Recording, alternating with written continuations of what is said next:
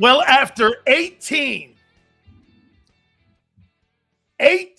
interviews, the Philadelphia Eagles land on Sean Mannion. I thought it was Minion, but Sean Mannion and Josh Grizzard is the passing game coordinator. Good afternoon. Appreciate all coming aboard with us. Super chats go to the top. Please hit the like button and thank you very much. What an absolutely awesome storyline for Big Sills to dive into here. So this is what and how I'm going to treat this, okay? I'm going to treat this exactly like an NFL draft pick. You know how many people do this and they say, oh, the Eagles hit a grand slam in this pick. Well, you don't really know if you hit a grand slam until you see the guy play. So that's what we're going to kind of do here with Sean Mannion, your brand new OC. And what we're going to do is we're going to kind of tell you who he is. And then you tell me what the indictment is. And I'm going to tell you what I think this means towards Nick Sirianni. Okay? All right. What if I told you that you hired an offensive coordinator that's been a coach in the NFL for 24 months? Sean Mannion has been a coach in the National Football League for 24 months. 24 months. You have a new offensive coordinator who's never called a play, who's never been in charge of an offense. 24 months, he's been a coach. That's who the Eagles landed on as your offensive coordinator. I mean, this is a gargantuan swing. Hey, and for the record, I don't know if the guy's going to suck. They may think he's the next Sean McVay. Okay? That's okay. Well, wait a minute here. Wake up, Sills. That's why they hired Grizzard. So wait, let me ask you this. Okay, look, get this. You guys are taking it like I'm ripping a guy when I said that Sean Mannion has been a coach for 24 months in the NFL. You're the ones indicting him, not me. I'm telling you who he is. He's been a quarterback coach, and he's been an assistant coach on a staff. Former player, as my buddy Xander said yesterday, not every player turns out to be a great play caller or a great coach. Some go on to greatness, like Mike Vrabel. They do. I'm not indicting. I'm identifying. I tried to look his resume up. He's only been a coach for 24 months. Okay? 24 months. There's no resume. Jordan Love had a good year. Play caller there is Matt LaFleur. So, okay. He works with the quarterbacks. Kevin Patullo worked with the quarterbacks. I'm not seeing the massive upgrade. Okay, so can I tell you what I believe this is? This is the first time that I'm going to make this comment. I think this is Nick Sirianni, and I think it's the Philadelphia Eagles doing this. Hey, guys, you want to get Nick Sirianni out the door? Go ahead, Nick, make the hire. Because Josh Grizzard and Sean Mannion, if those are Nick's guys, I mean, I got to say that 2026 is a year that is going to define or it's going to exit Nick Sirianni. Because if they turn around and have a great offense in 2026, Nick's going to solidify himself as one of the best coaches in the league. If this thing falls flat on its face, Nick Sirianni will be fired by the end of the year. So guess who now has been put on? Well, you know how everyone was saying that the coordinator job was that it's a hit or miss, whether you're going to be an NFL head coach or you're going to be fired? I think this is where Nick is now. Dude, this is a massive reach. I'm not telling. Look, it's a reach in resume. And again, I'm not indicting the guy. I don't know the guy. I don't know if he could do the job. I have no idea. Nor does anybody. I'm just saying you hired a guy who's never done anything except sit in the room. He's not been in charge of anything. By the way, I've heard great things about the dude. I've heard a lot of people think the guy, he's got a photographic memory. They say that he is a dude that was born to be a coach. Okay. Hey, all of that stuff is great until you get into a game and you actually have to have a plan. That is yet to be determined. So right now, some of you are going to give him the benefit of the doubt, which means you're going to give the Eagles the benefit of the doubt. And the last couple of years when they've made these calls with inexperienced play callers, they failed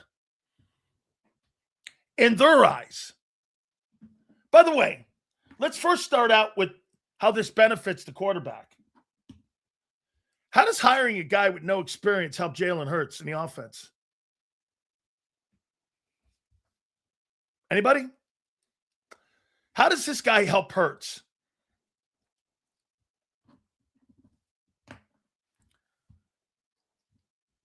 Okay? So Elizabeth says have to start somewhere. So you're going to start somewhere with a Super Bowl MVP, with a guy who's never called plays, and the head of the snake, the quarterback, knows more than the coordinator will ever know. Sounds like it's backwards to me. You at least want to hire a person that's going to help the guy elevate his game and know more or as much as the quarterback. No? Hey, once again, I want this to be clear. I don't know if he's going to be good or not.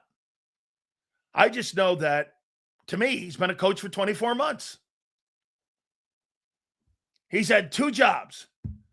And in 24 months, he's ascended to being the offensive coordinator of the Eagles. That's quite a climb in a short period of time. I didn't know the Packers had some sort of explosive offense. We needed variety. Too many paisans, too chummy. How you doing? Too many paisans. I think the Eagles are hoping with both hires that they could come up with a good game plan for Jalen. Okay? See here. Sills, this hire was not for Hurts. Clearly. I've told you this. Bob, they don't hire coordinators for Jalen. They hire him for Nick. Okay? Yeah, it doesn't look good on paper. I didn't say, wait a minute. I said it looks inexperienced on paper. I'm not telling you he's not talented. Okay? I'm not telling you. I first heard the hire, but I'm liking it more and more. All right, Michael, why are you liking it more and more? Why are you liking it more and more? Like, what's the upside of Sean Mannion? What's the what's the upside? He's young. Give me a positive. Y'all say rebuild? Well, this has got nothing to do with personnel. Okay? This is not anything to do. So here, he's an ex-quarterback. Okay?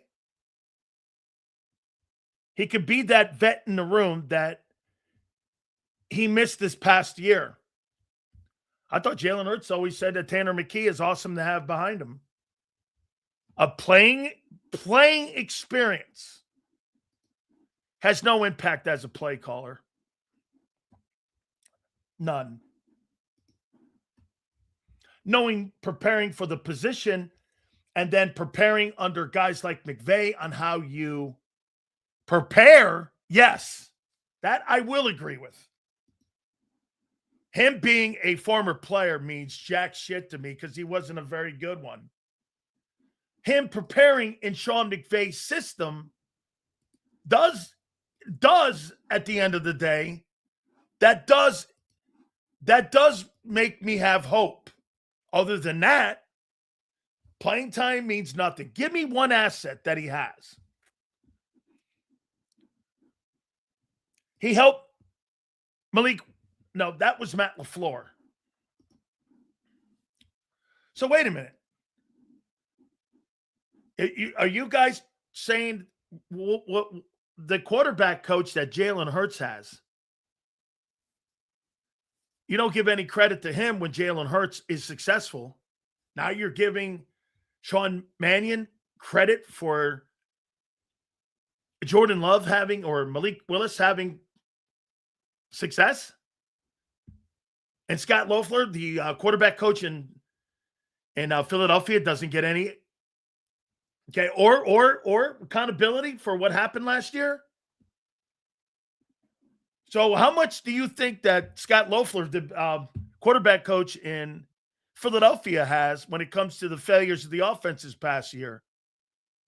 So the quarterback coach, you think, really has that much say in how a quarterback prepares?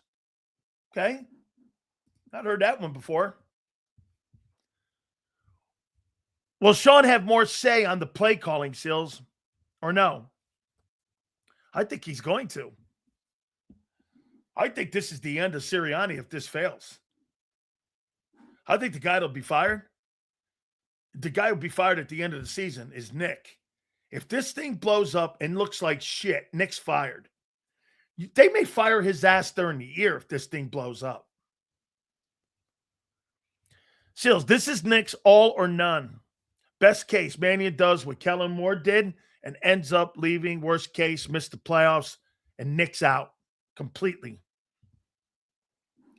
Scott's out. Okay. Didn't know that. Thanks for the update.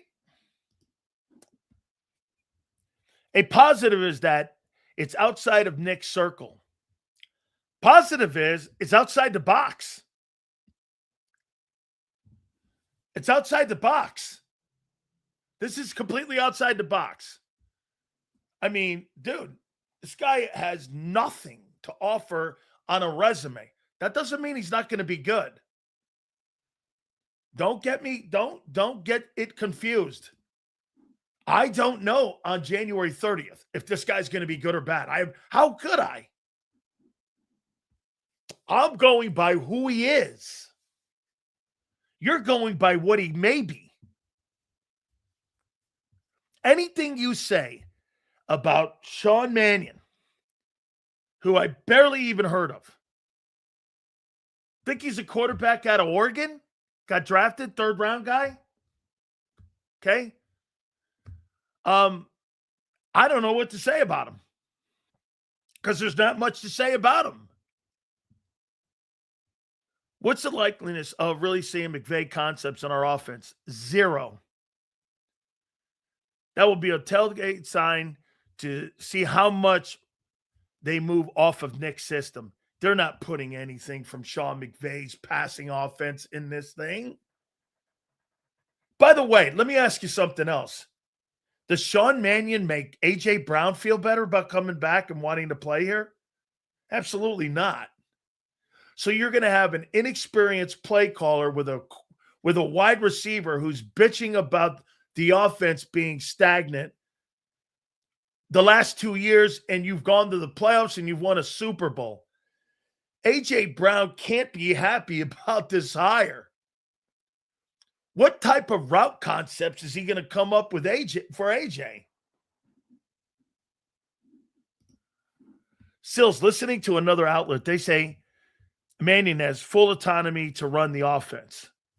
Okay? I guess. So you're going to give full autonomy to a guy who's been a coach for 24 months. I mean, wow. What a swing. Boy, it's almost like to me, it has a feel like the Eagles are doing this. Hey, Nick, sink or swim. It just has a feeling sink or swim, Nick. Like, Nick, all right, you want the call? You want this to be?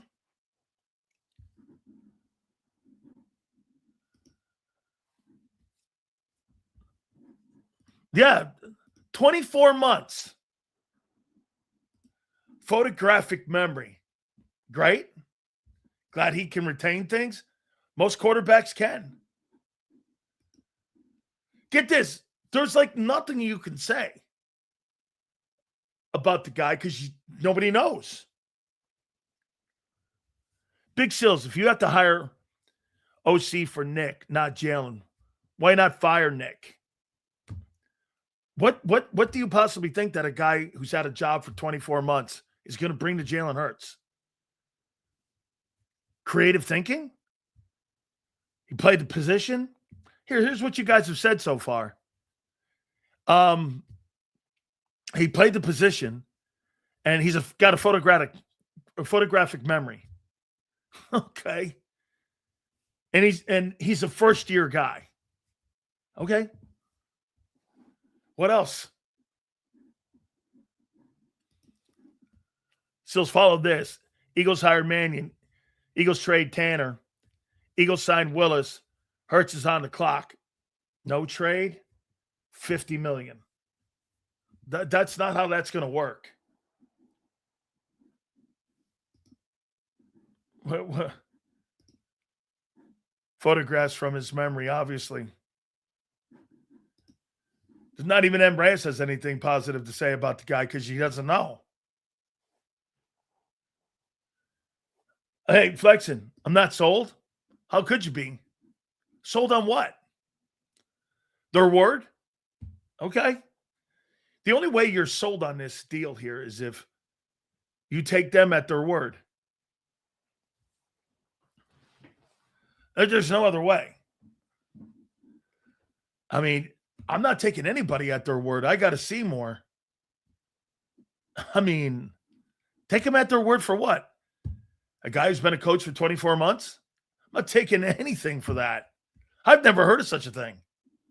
Now, Xander brought a great point up about Kellen Moore getting that job in Dallas with Mike McCarthy because he got that job right away. Once he stopped playing, they put him in as a special assistant.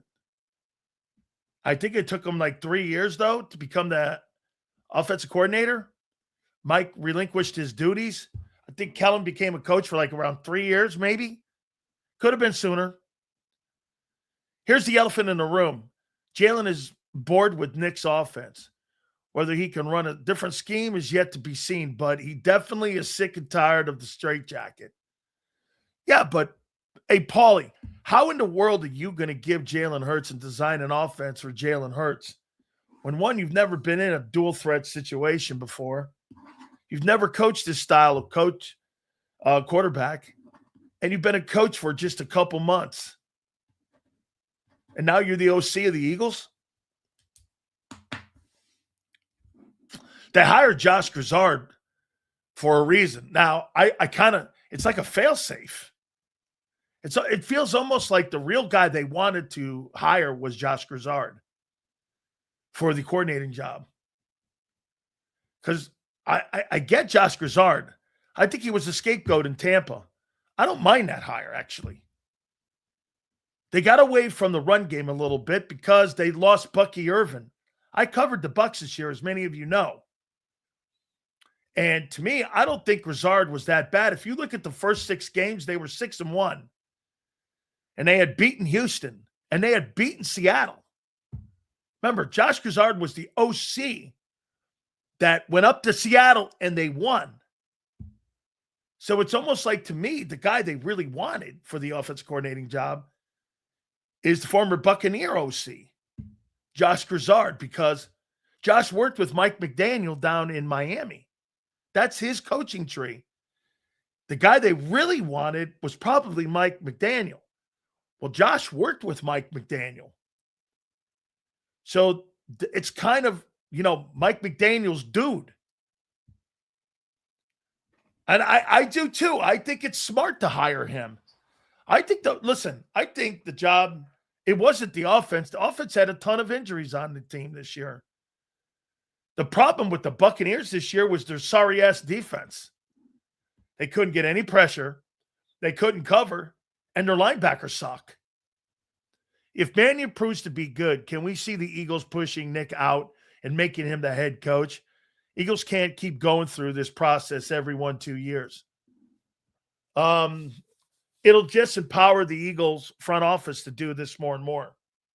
And see, they'll go like this. See, I told you so. Remember, owners like to be smarter than coaches. And Jeffrey Lurie likes to think that he's the guy in the room that makes all these decisions, that makes the Eagles roll. Not the coaches, not the players, the owner, by moving all the pieces around. That's why Bob Kraft next week is going to be inducted into the Hall of Fame, and why they didn't put Belichick in. It's why they put Jerry Jones into the Hall of Fame and not Jimmy Johnson first. Owners want to be the smartest guy in the room. Terry Pagula running over Sean McDermott. Steve Bisciotti in Baltimore running over John Harbaugh. Owners like to look like the smartest guys in the room. That's why, again, this will empower Nick. I mean this too on Nick. This is more about Sirianni than about Sean Mannion. Sean Mannion, I mean, what the hell are you going to talk about him? What? His 24 months in the NFL as a head coach with no position coach whatsoever, really, when it came to calling plays? What do you want me to say about him? He's good looking? What? There's nothing really to say. It's a huge swing. I give him credit for taking the swing. They will be out of a job if failed, doesn't matter. Okay? Coaching only matters so much. Always players first. Completely true. But in the NFL, coaching matters. This is Lurie killing two birds with one ball. Maybe. I can totally see how people see it that way because I do too. This is Nick Sink or Swim 26. They're sick of this shit. They don't want to go through this any longer. Either you have answers. This is Nick's point. And hey, you know what? Let me make this point to you guys. Remember I told you Nick had no answers for the San Francisco game and the playoff game? Well, this is Nick's chance to have an answer for the OC issues and the offensive issues. If he can't answer this and he can't fix this, he's out. Okay? I won't be surprised if we grab an interior guy in the first round this year. We need interior help. First world problems? Get this guy. You hired a guy that's been a coach for 24 months. By the way, folks, that's not a lie. That's a fact. That's your new offensive coordinator. The guy was almost as much experience as M. Reyes.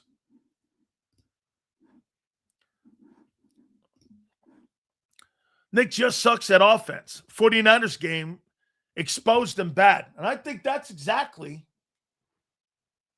what the Eagle front office is looking. All right, Nick, you want to make this call? Okay, you want to make this call? It's on you. I mean, right? If this doesn't work, you think they will promote the OC that didn't work out? No. If Nick fails, they will hire another Nick. They won't hire someone with balls like Doug. Lurie will probably never will because of Chip Kelly. Correct. What would be a successful season?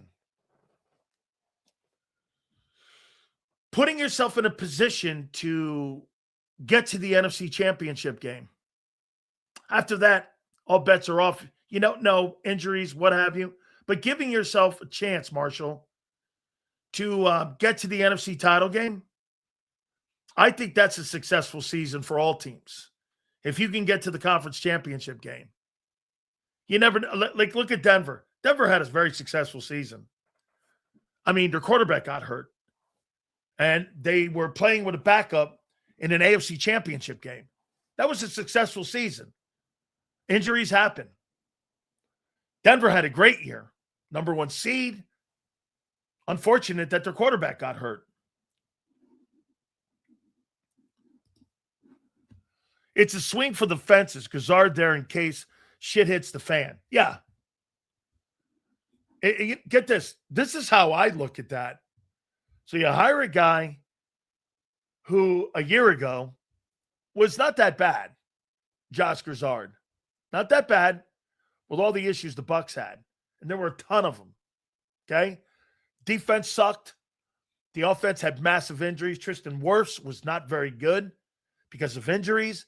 They lost both tackles for about 6 games. Mike Evans got a massive injury that hurt them. Mayfield was running for his life. There were a lot of things. They didn't have Bucky Irvin for 8 games. There were a lot of things in that offense a year ago that Josh kind of navigated it around. And I thought Gazard did a nice job. If this offense turns itself around because of the OC, how can we justify keeping a head coach that doesn't call any plays and going through the cycle repeatedly? I mean, I get it. You're right. Seals, my mock draft for the NFC East. Giants, Magala from Miami, Washington, Caleb Downs from Ohio State, Dallas, Fuke for the Eagles, and Proctor to the Philadelphia Eagles. Fuck the Cowboys, I get it. Yeah. Howie, stop with the analytics. Learn from the Vikings. They just fired their analytics GM. Said to get rid of Darnold. I know, get this. The general manager finally admitted that it was a mistake to get it's a mistake to get rid of Sam Darnold. Absolutely. I saw that earlier today too. GM came out in Minnesota and goes, yeah, maybe that wasn't the right thing. Analytics people made them move on from Sam Darnold. Can you imagine that? A guy with a protractor walked down to a personnel department and to a general manager and said, we're telling you that the odds of Sam Darnold being a better player next year for you here in Minnesota is highly unlikely. So they went with some sort of thesis instead of actually a football gut and a gut move and going, I think this guy's going to be okay. I think we're good. Nope. They went with the numbers. No, I got it. I know. They moved. They blew everybody out. They blew everyone out because of that move. And they had Daniel Jones too. I honestly think if this OC does his job, they'll find a way to keep the head coach. I agree. Either pushing Nick out or once the contract expires. Jesus criminy. For a guy that's 50 and 18, I've never seen people so not like their head coach. I'm just saying, if Jalen Hurts goes on an MVP run, does that mean Nick doesn't know what he's doing, Sills? Or is he just a great CEO? Prince, how about this? If this guy goes on an epic run and Jalen Hurts wins the Most Valuable Player Award, how in the world do you not know by now that the coach is going to be hit or miss and he's reliant on the offense coordinating hire? Which means this, every year is going to be up and down.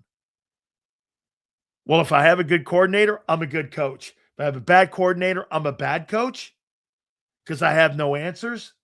And he gets credit for hiring good coaches and heat for hiring shitty coaches. What a pendulum you're on.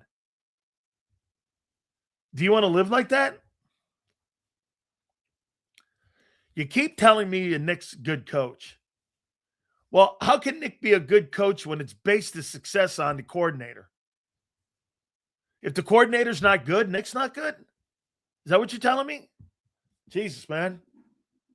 So what? The season relies on... So you're telling me right now, whatever Howie does, or whatever, all the things Howie does, yes or no, with personnel, it all comes down to what you just did on the 29th of January. Whether or not the coordinator's good. That's really wild. Then what analytics say about Hurts? Okay, simple. Don't throw the ball a lot. Don't turn the ball over. Don't throw across the middle of the field. Throw to the numbers. And if you're going to roll to your strong side, which is your right side. Those are the analytics on Hurts.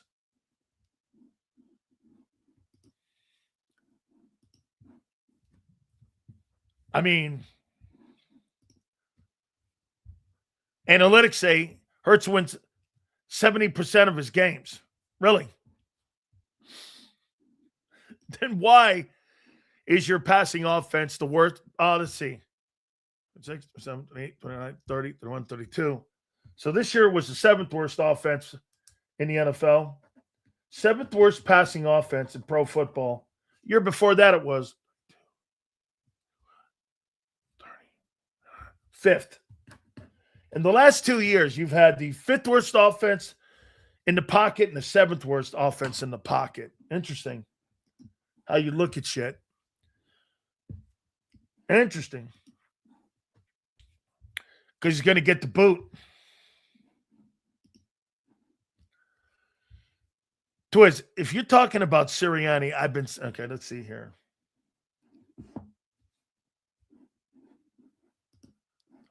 Belichick never called plays. He was reliant on the OC. Well, who the fuck hired those guys? Bill did. Who do you think developed Josh McDaniels?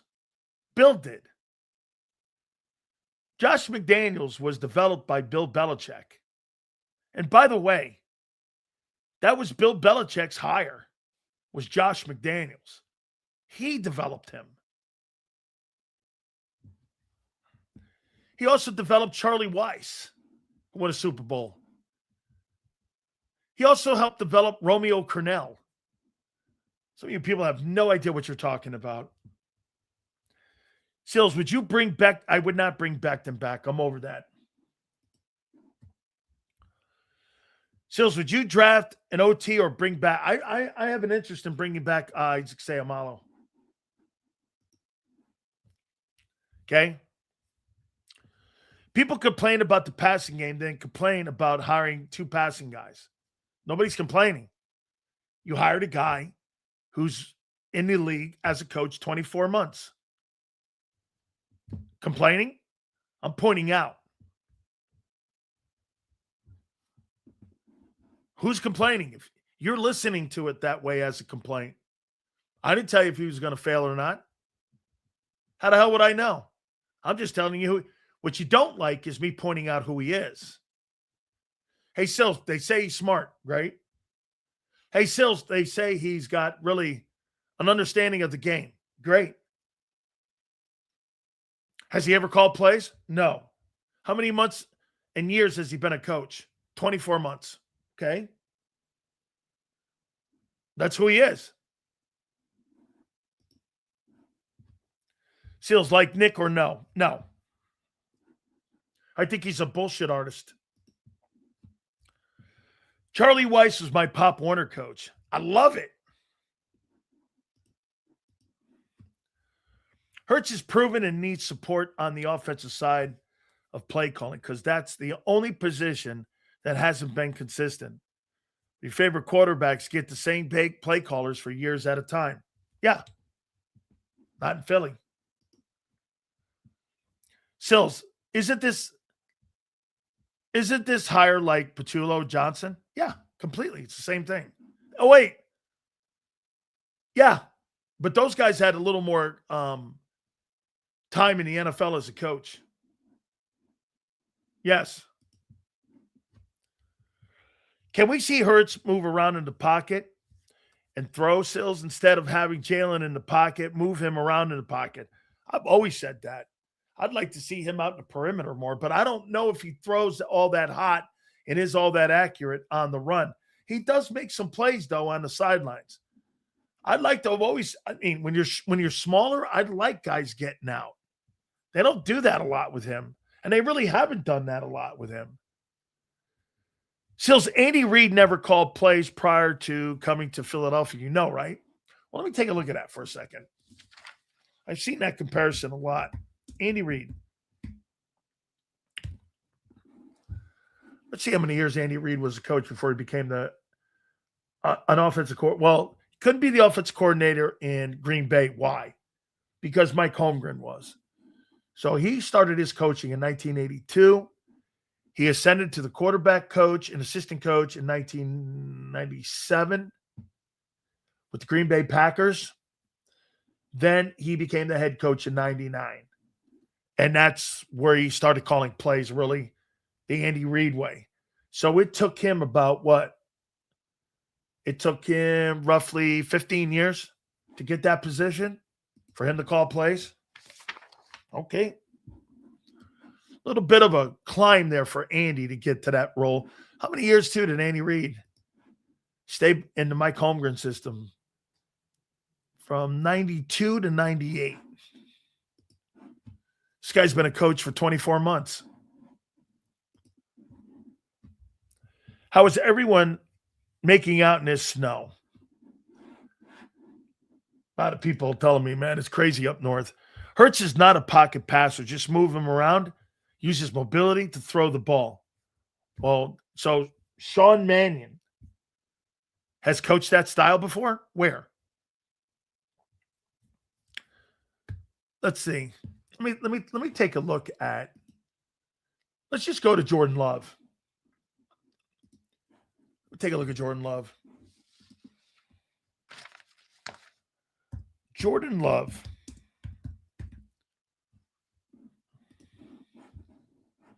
See who he is. I'm trying to figure out who your guy is. So I'm just going on the fly here. So Jordan Love. And your quarterback. Let's see here. He was, here it is. He became the quarterback coach in 2025, this last year. It's the only job he's ever really had. He was an offensive assistant, but that's a gopher gig. So let's see Jordan Love in 25, what he did. Okay. 66-3, 33-81, played in 15 ball games, 23 touchdowns, 6 picks. Let's see if he was dual threat. See how much rushing. Well, Jordan Love had 199 yards in 15 games. So I wouldn't call that no touchdowns. I wouldn't call that anything. Average about 13 yards a game. So Jordan Love's not really a dual threat guy.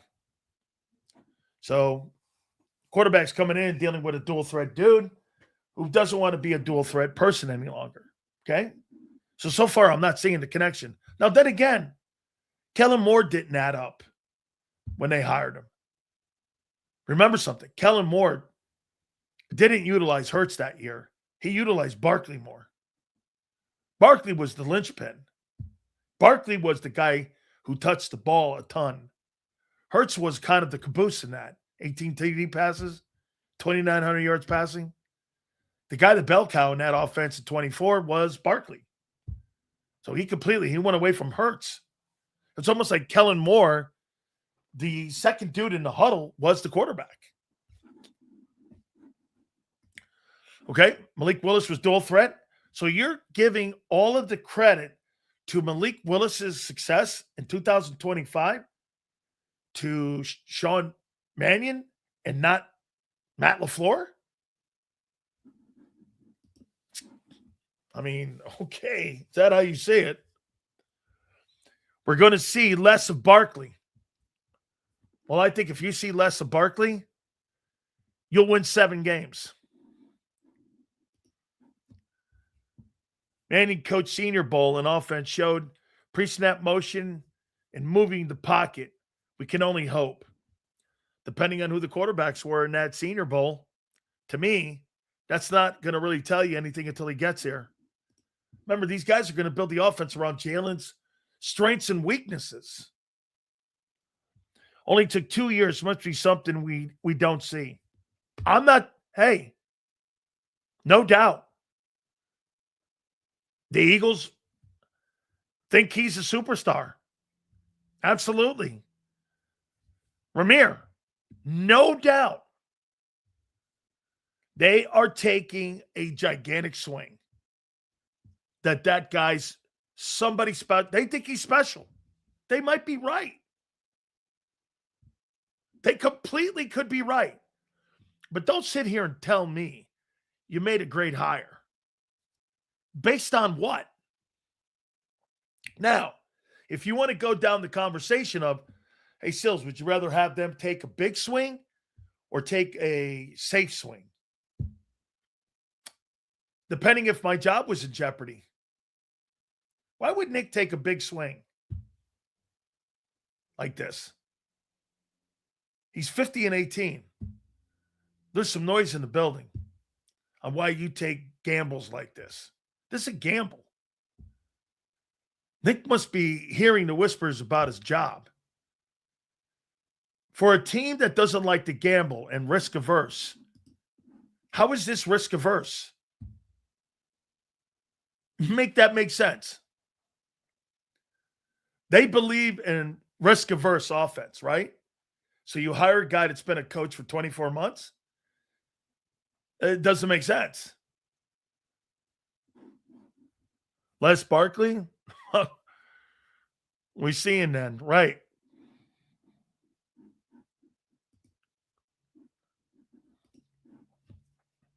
If I'm Sean, I'm calling Doug on the phone and asking him how was he going to improve Hurts had he stayed. Seals, every coach on earth would have rode Barkley last year. Yes. You have a run game averaging 3+ yards before contact. You run the ball in any scheme. Okay, that's true, David. But David, the passing game has been atrocious for 3 years. When you needed it this year, it wasn't there. You couldn't throw yourself out of trouble ever. So you're right.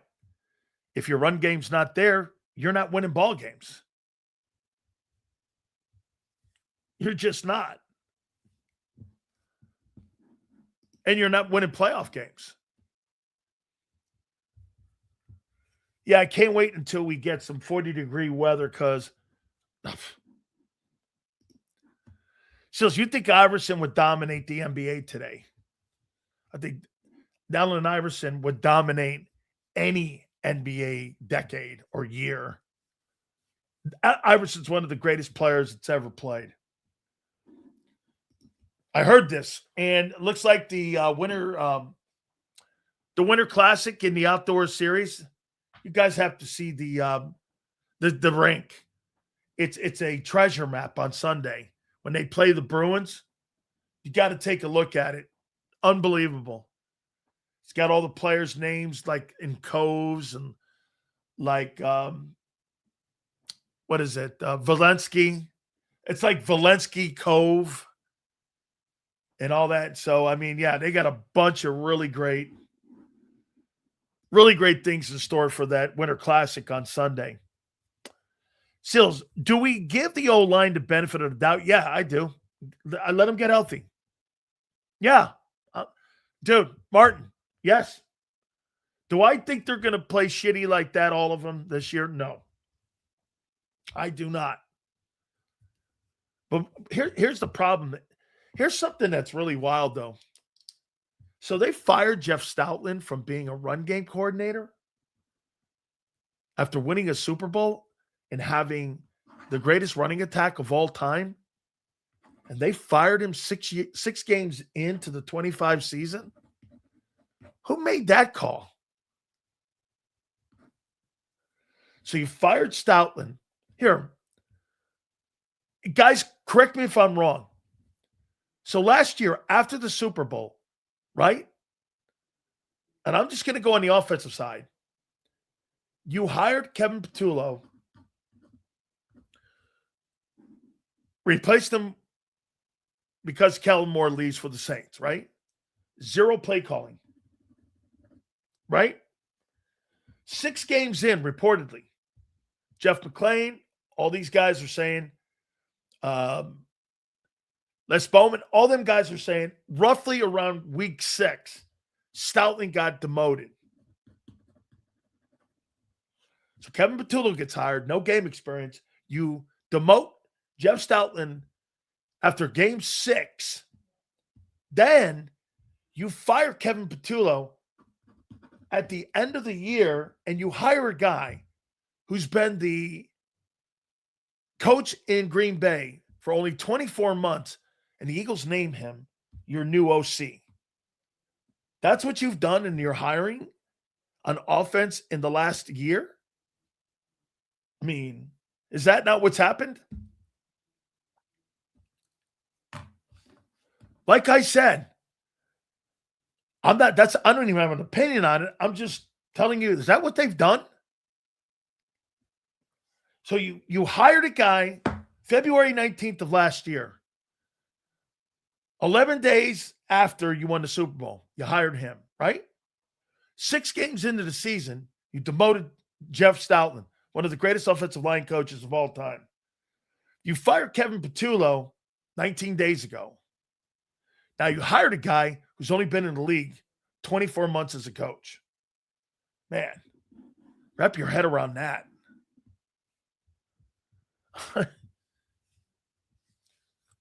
Sills, this is a boom bust move and a Sirianni hire. Mannion will go through growing pains. Hey, let me ask you this. You think Vic Fangio, when he came here, he went through growing pains? Or was it just figuring out his personnel? I don't think Vic had any growing pains on how to use people, do you? Shit, Zach Bond, he created him like he was Frankenstein. Kobe Dean turned his career around. Jordan Davis turned his career around. Jalix Hunt is developing into a player. Quinyon Mitchell and Cooper are all pros. I don't remember Vic ever struggling and going through growing pains. Why do you have to on offense? What is that mentality? He's going to go through growing pains? This is the fucking NFL. This isn't junior varsity football. Why do the Eagles have to hire a guy going through growing pains? For what? You got a Super Bowl MVP. Hey, Sills, he's going to go through growing pains. Why in Philly? Maybe they wanted to see who was the problem. So you think the Eagles in the front office wants to self-sabotage their team? I find that hard to believe. Seals, who replacement comes first if you had to rank them? Lane, Goddard, or AJ? I think it's going to be AJ. So wait, also, the new coordinator, what if he loses AJ? And he's a first-time play caller, and you don't have AJ Brown in the building? Hey, good luck, man. What if Lane doesn't come back? Goddard's not coming back. Got Grant Calcaterra. Seals, Nick walked in the NovaCare complex this morning with a wheelbarrow to carry his balls on his OC hire. Let's see what Dom Reyes says. I think a lot was done to have our defense be modeled after Fangio-like scheme. He didn't have to do much because he invented the bucket scheme. He invented it? So wait a minute. He invented the scheme. And get this, folks. What does Vic Fangio tell you all the time? Schemes don't do anything for you. Jimmy's and Joe's do. And that's why the team was wobbling in the beginning, because you couldn't cover anybody. You had no pressure. You added Jalen Phillips and it tied it all in together. They added Jalen Phillips. Was that shit personnel they had? All them stupid moves at corner you made in the offseason. All that stupid shit you told me, M. Reyes, about Keely Ringo. All that stupid shit you told me about how Nolan Smith was going to be a superstar this year. All that stupid shit you told me about how the cornerback position and the safety position would be all good. Turned out not to be true. None of it. Dave Wanstead said it on the program. Absolutely. Vic will never fail. Players in the system will fail.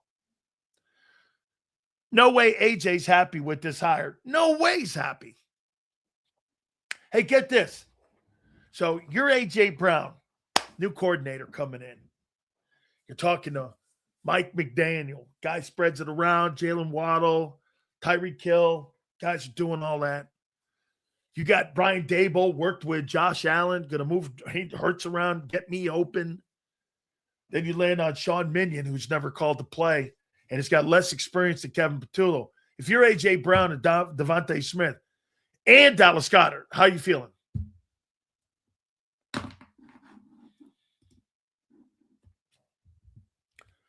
So wait a minute, Mikey. Hey, and if some of you think I'm shitting on it, I'm just pointing out who it is and what it is. And if you think that's talking shit, you're hearing it that way. I don't know if the kid's going to be good. He might be. I said that. He might be the next Andy Reid. You're surely going to go into the year with a ton of questions instead of certainty. You got Josh Grizzard's the fallback. Well, why don't you just hire him as your offensive coordinator? I think that's kind of what it is. I do, Mikey. I think they hired two coordinators. They got the kid they like and the kid they know that can call plays and worked with Mike McDaniel. Josh Grizzard worked down in Miami with him and was the OC in Tampa Bay. The problem that you're going to get with Grizzard, my big focal point with him last year was in games, he got away from the run game a lot. They just got away from it. Now, I think that had a lot to do with the personnel that they had or didn't have on the field. Irvin was gone for a lot of the year. So they had the makeshift offensive run game. It wasn't great. It was like 24th or like 23rd or something in rushing. So they weren't really great. Passing wasn't awful. Red zone, I think they were pretty good in the red zone. I can't remember.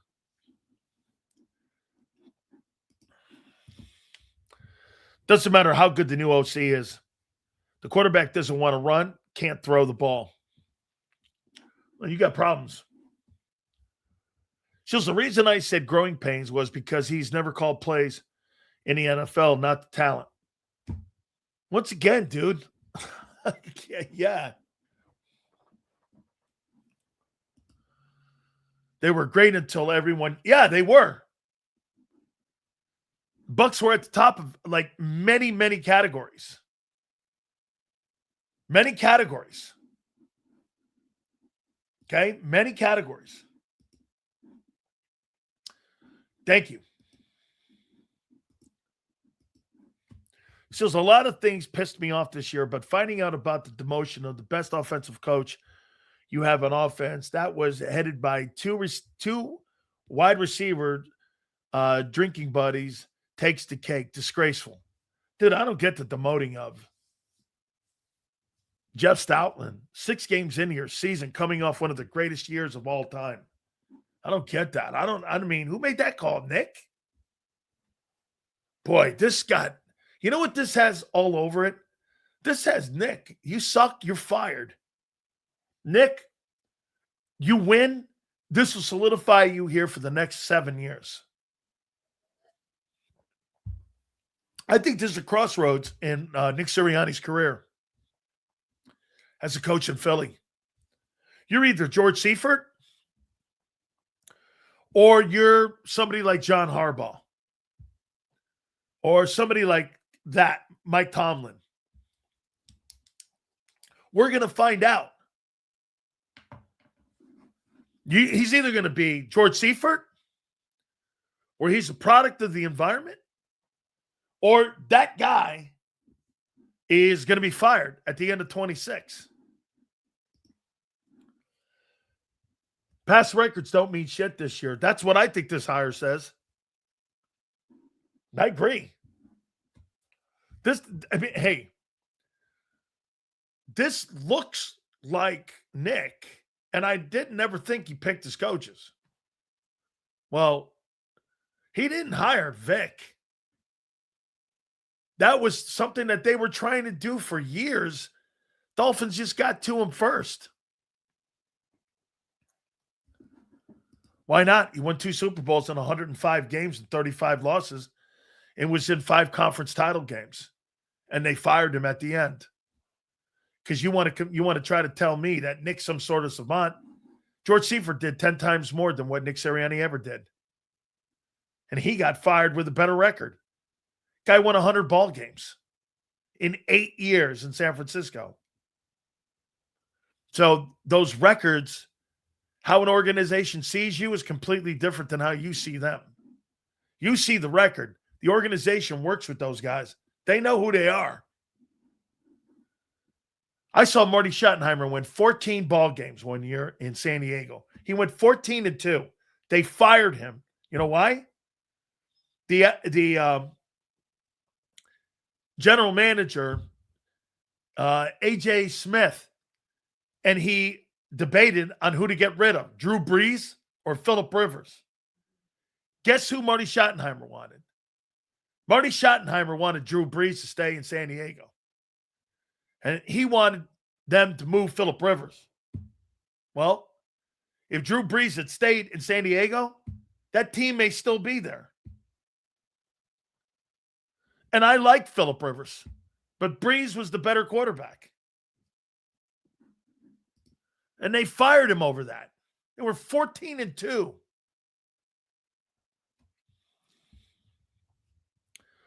And at this moment, Hurts' pick is a slam dunk for their success. It is. Jalen's been a slam dunk draft pick. You got to do better with coaching hires. Yeah. It's hit or miss. By the way, it's now become apparent on the on how the organization sees Nick. If you guys make a bad hire coordinator, Nick's bad. If you make a good one, Nick's good. Tells you right there. He goes by the way of the coaching staff. Shit, Kyle Shanahan, whether you have Steve Wilkes as your coordinator or Robert Saleh, they're going to win ball games. The 49ers are not, they're not predicated on whether or not you have a shitty coordinator or not. The Rams are not predicated on if you have a shitty coordinator or not. The Chargers are not predicated whether you have a shitty coordinator or not. The Eagles are. Think about that. Andy Reid, whether he has Eric Bieniemy or he has Matt Nagy, who cares? Andy Reid's there. So is any receivers you like that are in the draft? I'll do more of that. That kid out of Ohio State, I dig. And the Arizona State kid.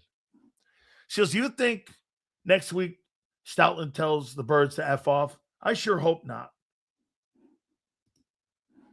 So why do they keep Nick?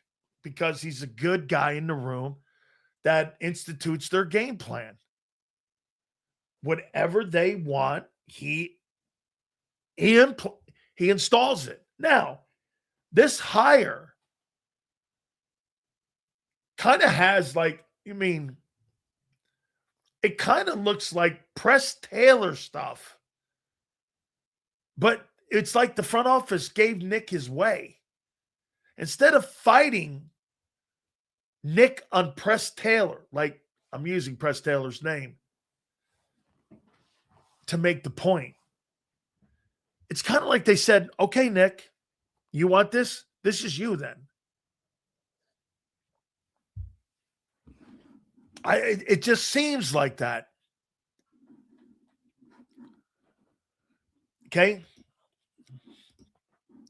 Sileo can barely explain it because he spent so long shitting on Nick's duties. Get this. Anybody who can explain a coach who's been a coach in the NFL for 24 months as the new Eagle offensive coordinator, I want to hear it. Hey, I'm Reyes. You and your dumb ass takes every freaking day. Explain to me how you give a job, one of the coveted jobs in the NFL, a guy who's been in the league 24 months as a coach, how you give him the OC keys. Tell me. I'll wait. Watch this one, guys. This will be the ultimate knee drag. I'd love to hear it. How do you give a guy the offensive coordinating job? How do you? Oh, no. How about this? You can go here too. How do you give a job to a guy that's been in the league 24 months as a coach? You explain it. Help me out. How do you do it?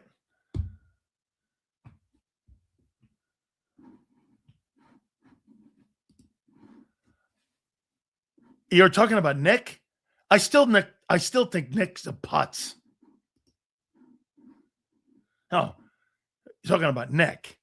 Okay, well, Nick's simple to figure out. He doesn't have a good coach. He sucks.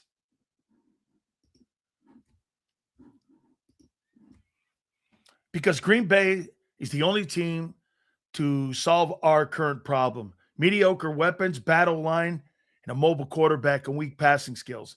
Green Bay developed a plan that worked. Well, he didn't do that. Matt LaFleur did that. He was a dude in the...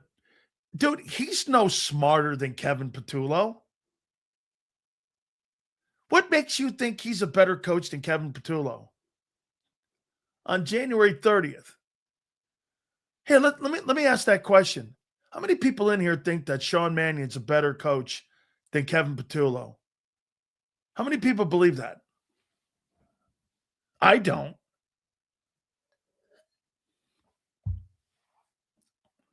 Shit, at least Kevin Patullo has called plays.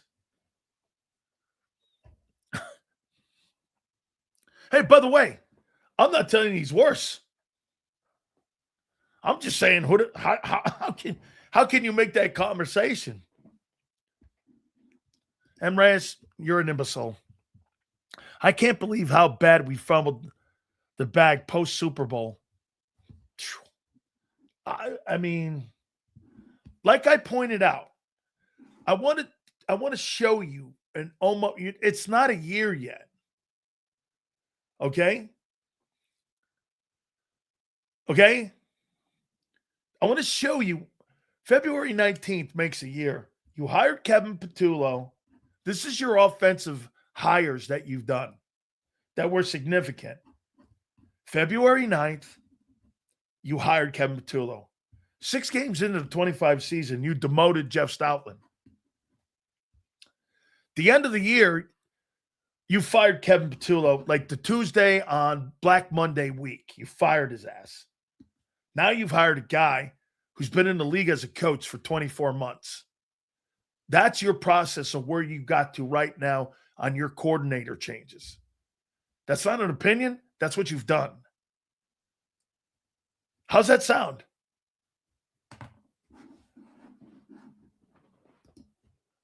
And in the process, your offense has deteriorated, run game-wise, pass game-wise. It got a little better. Okay? Your 3-and-outs went from one of the best to one of the worst. And you thought you were going to fix it how? By hiring a guy who's never been involved in anything like that? Except sitting in the room like Kevin Patullo did. Okay, again, I want to make this clear. He may turn out to be Don Shula.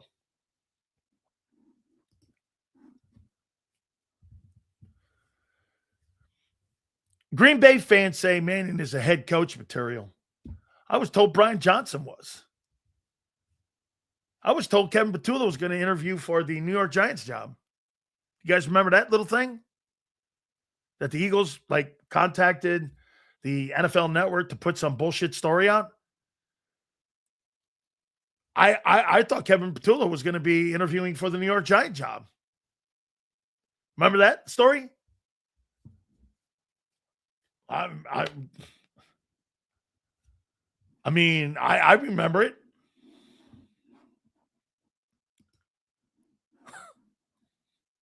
It's a huge swing.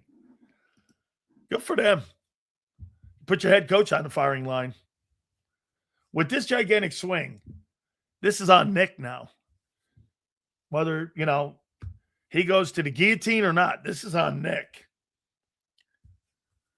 A+, bright-minded coach in the quarterback room. Solid coach for the passing game. A. Based on what?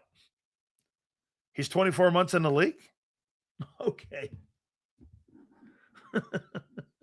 Hey, David. This guy's been a coach for 24 months. And where'd you come up with? He's bright. Okay. Bright-minded coach in the quarterback room. Not a bad take.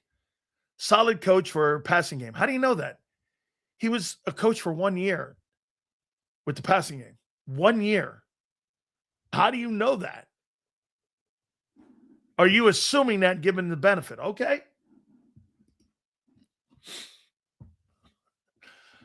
I mean, okay. Look how Willis looked. Under him? You mean under LaFleur? Okay. Have faith. Have faith. That's a good one.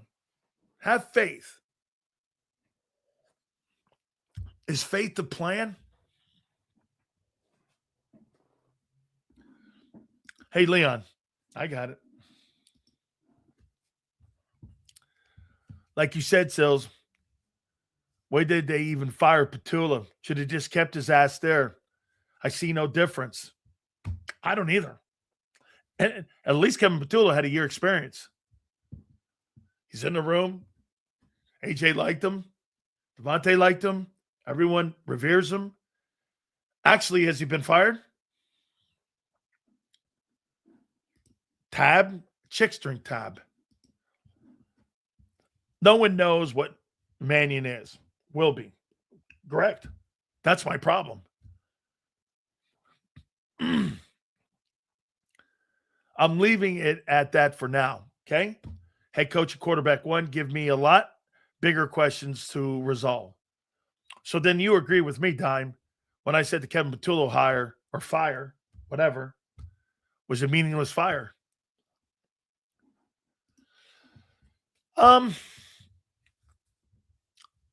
I think he had personnel issues.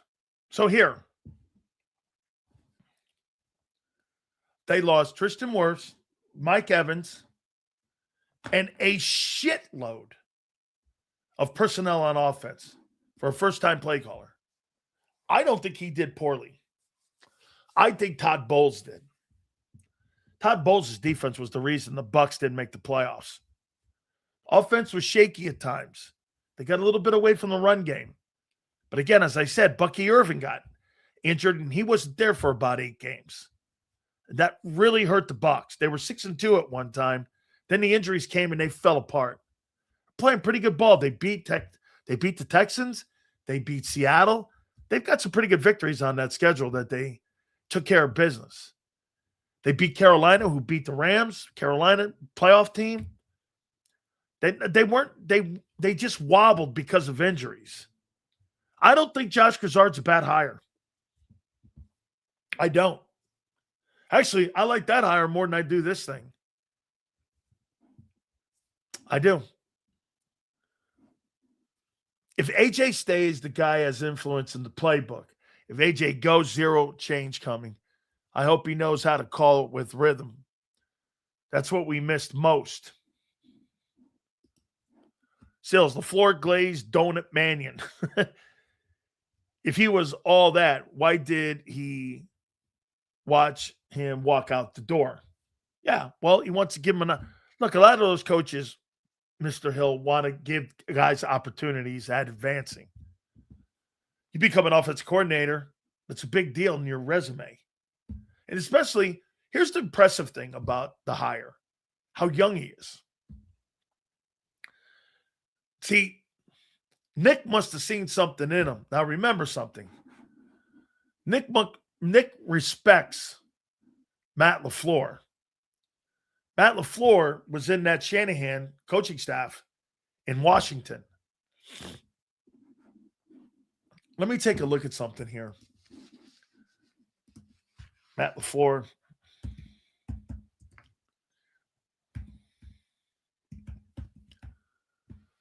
Matt LaFleur, Washington staff.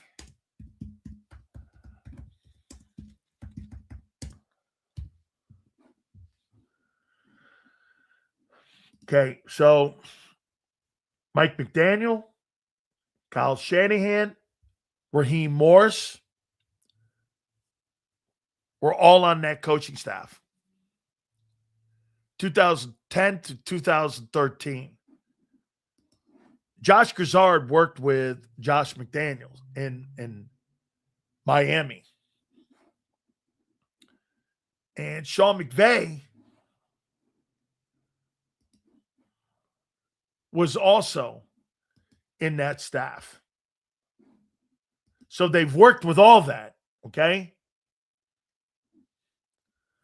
They've worked with all that. Big Sills, if we don't live up to expectations and Nick is fired next year, I can easily see us hiring Cliff. Eagles always have contingency plans. The contingency plan, in my opinion, the contingency plan, okay? The contingency plan is Josh Grizzard here if this kid fails.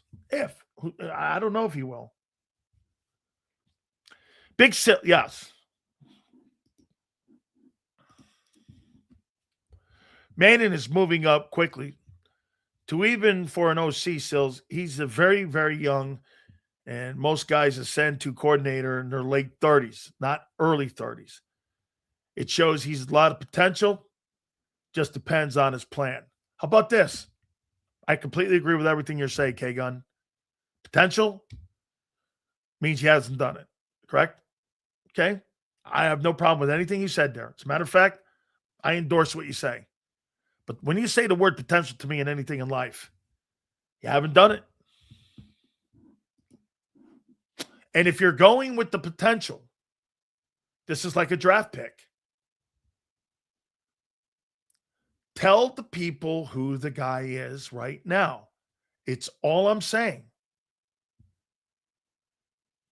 He might be the next Andy Reid. Seals, did you hear the salary cap jump projected 301 to 305? That's a lot of money for teams. Well, it is.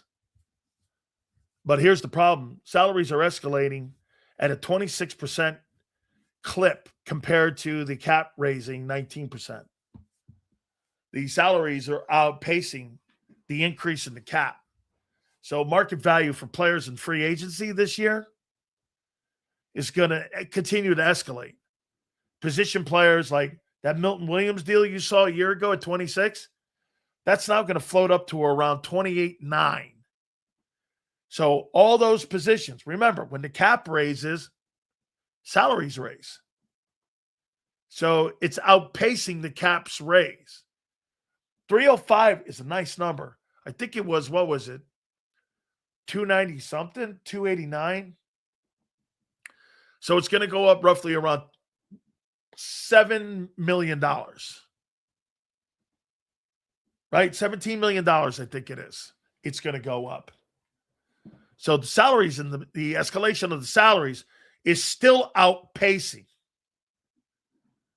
Okay? It's still outpacing. Any real head coach candidates ain't going to come here to have their rep ruined by getting canned with Nick after 1 year. If we don't figure it out, Mannion had no real head coaching hopes. So if he's fired, it's no big deal. Yeah, well, that's how the plan has worked. Sills, will Sean Mannion have say in the draft this year on the offensive side or partnership? I have zero say. He'll have influence. My style of play and my kind of guy that I would like is this style of play. How he's going to fill the name on the back of the jersey. The offensive coordinator, the D coordinator, the offensive line coach, all those guys, they don't know these college kids. Some of them may, but a lot of them don't. They're too centric on what they're doing with their guys. What they show is, here's a guy I like. Names on the back of the jerseys for a coach in the pros is irrelevant. Does he do the things I like? Does he do the things I coach? Does he have the skill set I use? Then he looks around and sees what the kid's name is. The kid's name on the back of the jersey is the last thing that a coach gives a shit about. How big is he? How tall is he? How fast is he? What kind of athleticism does he have? Is he good in slide protection? Is he good in pass probe? Is he good in run blocking, zone blocking, fan blocking? Does he get up to the second level? What's the kid's name? That's how you determine what players you put on your team. Because if you did that, all you do is watch game day every Saturday and go, oh, I saw Oklahoma play against Alabama, and I would take one of the kids off those teams. That's how Jalix Hunt got drafted. You think they gave a shit what his name was? They saw the kid. They saw his skill set. They saw potential, and they looked at it, and Vic said, yeah, no, there's something here. Houston Christian? Yeah, nobody gave a shit about the kid's name. Can he play?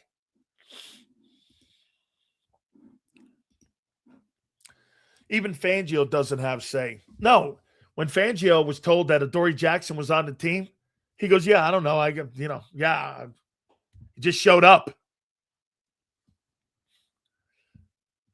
I mean, right? Nobody can help the Eagles on offense in the draft. They can't do shit with guys they got.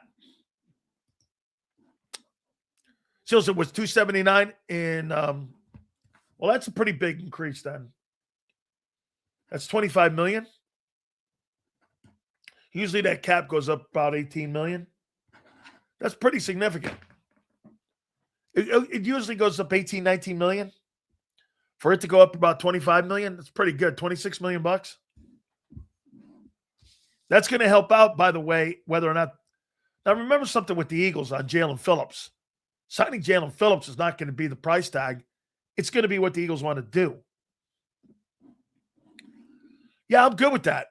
I don't have a problem with the Grizzard hire. I don't. At least the guy's called plays, been in the building.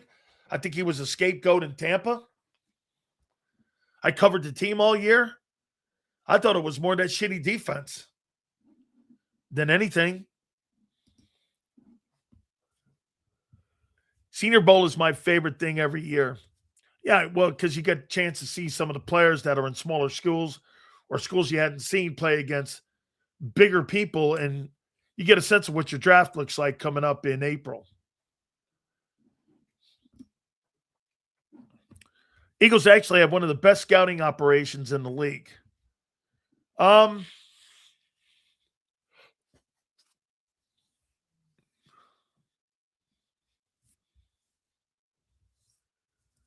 It's gotten better since Rager.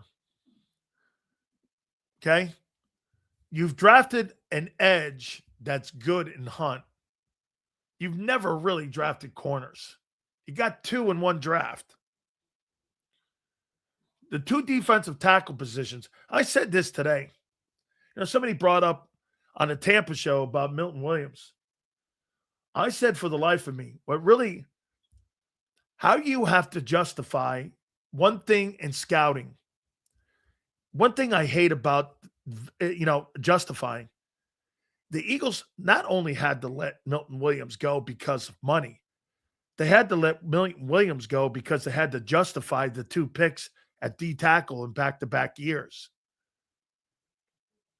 Whatever you thought of Jordan Davis or Jalen Carter, Milton Williams was going to be a casualty no matter what. Because why? You have to justify the 9th and the 13th pick to your owner.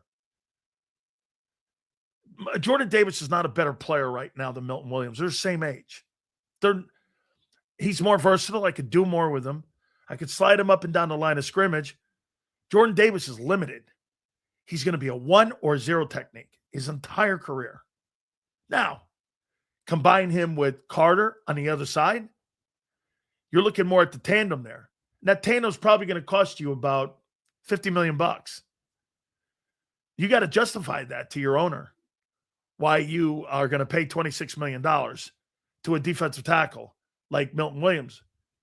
And you're going to, draft a guy 13th and the other guy 9th, and you're going to give those two guys combined $50 million? You're not going to justify it that way. You're going to get rid of Milton. Milton was going to be a casualty no matter what, not because those guys are better, because they were drafted higher. Okay? Well, I know this. They're the same age.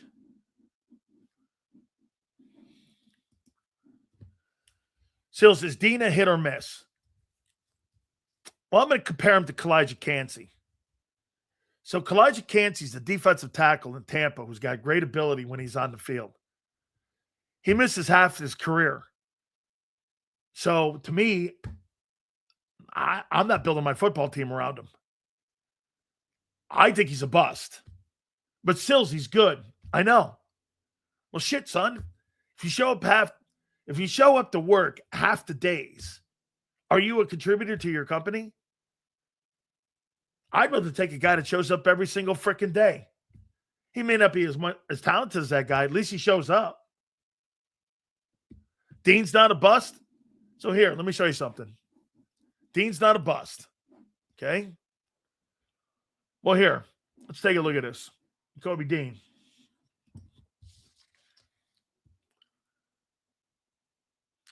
I'll tell you if the Kobe Dean's a bust or not right now. First and foremost, he's a good player. That's part of it. So here. All right. First year was kind of a wash with the guy. He didn't have any games started. So there's 17 ball games. 0 starts. Second year, games played, he had 5. He played in only 4 games that season. So he missed 13 ball games that season. Okay? So he missed 13 games that year. Following year, he missed 2 games in the playoffs. So he's missed 15 ball games to date. This past season, he started in 8 games. So he missed 9 games. So in his last 3 years, Kobe Dean has missed 24 games out of how many games? Let's see. 17, that's 34. Another 17, 1. So out of 24 games, out of 51 games, he's missed 24 ball games. You tell me.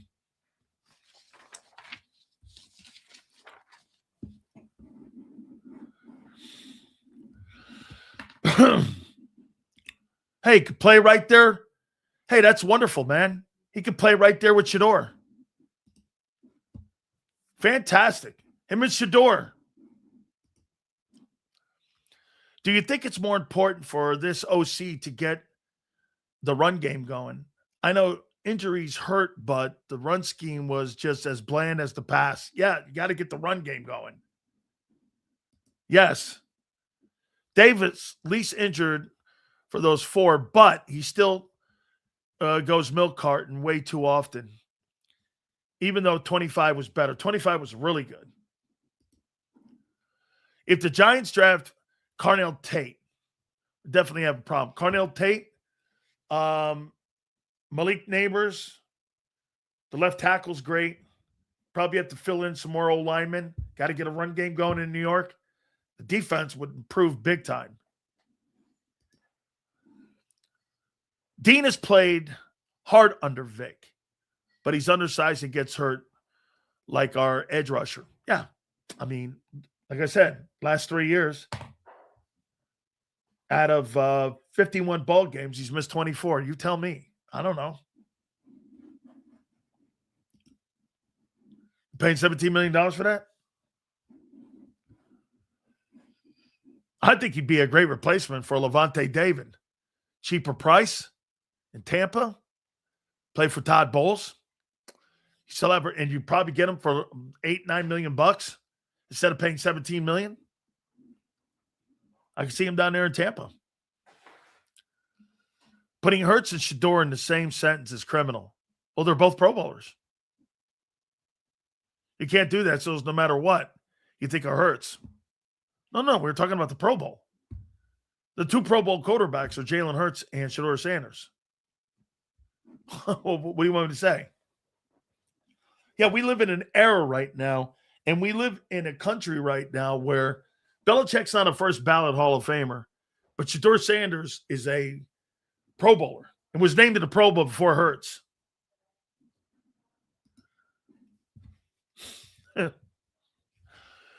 Dean's a good player and a leader on the field. He is. But him missing almost half the games in 24, the playoffs, make him I don't know. It's not a bust. I'll take that back. I love Dean when he plays. I'll take that back. It's not a bust. He's just not reliable. And guess what? I agree with Xander. I think the kid is really good to have on your team. I like him on the team. Okay? Those awards mean nothing now. They still mean something, though, because you know why? They're money. Get this. Well, here, you want to hear this one? In 6 years, Joe Burrow's missed 22 games due to injury, but you won't hear injury bullshit from Dan Sileo. That's why I call him Joe Namath Burrow. You're the dumbest guy I know. How many people in here have heard me call Joe Burrow Joe Namath Burrow? Man, are you dumb? God, your ignorance is so wonderful for the show. You make me look like a savant on how dumb you are. It's wonderful. Keep it up, M. Reyes. I've never had a guy follow my show more or be a part of my show more than people that are as dumb as that dude. He's an all-time dumbass. I mean, if I'm going to put a ring of honor of dumbass guys that come on my show, he's legendary. The Ring of Dumbass. He's in it. He's the first guy. Big Sills, National Football League, Ring of Dumbass honor. M. Reyes, King. You're right there, dude. You're the first nominee to go up on the Ring of Honor for being the dumbest takes in the history of the show. Congratulations to you, dude. I got to hand it to you. This is quite an honor for you to be the first dude to go up on the dumbest ass takes on my show. Congratulations to you, man. From now on, the first man inducted into the Dumbass Ring of Honor, M. Reyes. Give him a round of applause. You know what he gets for it? Knee pads. Knee pads and a whoopee. Oh, and a bink. The Ring of Dumbass. Oh, my God. Congratulations to you, M. Reyes. I want to tell you, man, I mean, this is quite an honor that, you even get like a robe that you get to wear to the NovaCare Center when you're serving coffee for the Howie. So you get a robe on it that says, like, the Ring of Dumbass. Oh, my God. So as I heard the Vikings are interested in Burrow. Yeah, me too. Yeah, I'm interested. I'd watch the annual Sills Awards. Oh, my God, we got to do that. We have to have a year-end show. We do. We have to have a year-end show for you guys. We should have a year-end show. Okay? Yeah, a year-end show. And the induction of Dumbass Reyes into the Ring of Dumbass would be like, we get to bring him on, congratulate him. He gets his bone. Whatever we come up with. JAKIB here. We gotta come up with something here. Here. Bottle of ibuprofen. Maybe that will do. I don't know. An empty Coke can. Congratulations to you, M. Reyes. Here's your award, an empty Coke can. Right? I'm just here to help. Oh, Fireside Chat. We got to do that again too, man. Yeah, they would be called the annual awards. That would be great. We got to do something like. I'll figure it out. I just got here. How much have you been shitting on the hires? Not shitting. Okay, well, wait, Curtis. You hired a guy that's been a coach for 24 months. It's a gigantic swing. it's put the coach, I think, on the hot seat. If it doesn't work, I mean, right? It's on him. He's been a coach for 24 months. What do you think? Shitting on the hire? How can I shit on the hire? I don't know who he is.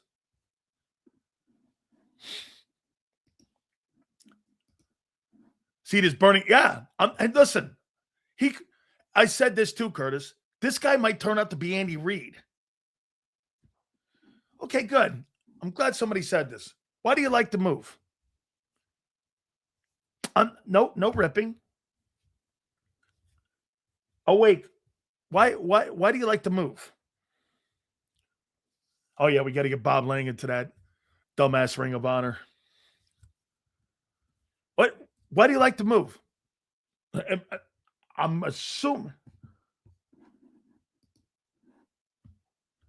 Don't flip-flop later, people. What's flip-flopping? If the guy turns out to be good, everyone's waiting to see if he's good or not. Hey, just because you're a prediction machine, what are you predicting? He's going to be good? So that means you're predicting he's going to be good. Dude spreads the ball? Dude's not the coordinator. What do you mean the dude spreads the ball? Where was he spreading the ball? In Green Bay? That's Matt LaFleur, Jr. Where was he spreading the ball? Where?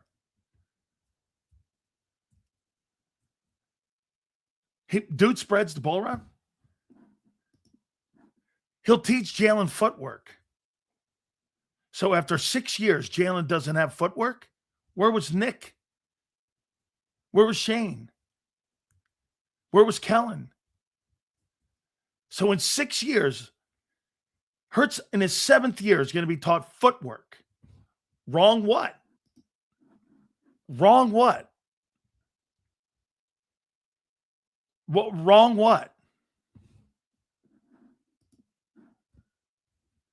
Wrong what? Got him what? Dude, what the hell are you talking about? Got him what? What, because of your ignorance? What the hell are you talking about? Man. No shit. Another guy who's completely ridiculous. I have no data on this Mannion whatsoever. I just hope he is competent. We need him to be. Yes, I believe he is. I do. Hey, by the way, for you to impress the Eagles after 18 interviews, I mean, get this. So let me ask you this. You interview for 18 interviews. You land on this. He must have been impressive. I will give you that. Okay? Sills would crap about if the OC, if he was a young Bill Walsh. Well, Bill Walsh was an offensive coordinator under Paul Brown at Cincinnati. And he learned the system with one of the greatest coaches in the history of the National Football League. And he became an offensive coordinator under Bill Walsh with the Bengals. How Bill Walsh got that job in San Francisco was because Eddie DeBartolo was able to identify that he thought this guy was going to become a good coach. And so he had years of being the offensive coordinator under Paul Brown. And when Paul Brown didn't really like the fact that, Walsh was an innovator, Bill Walsh got the job in San Francisco. That's right. He was blackballed from many jobs because of Paul Brown, because Bill Walsh was a savant as a play caller. But let me see. Let me double check that. See how many years he was there as the offensive coordinator. I knew Coach Walsh very well. And just one of the greatest minds, creator of the West Coast offense.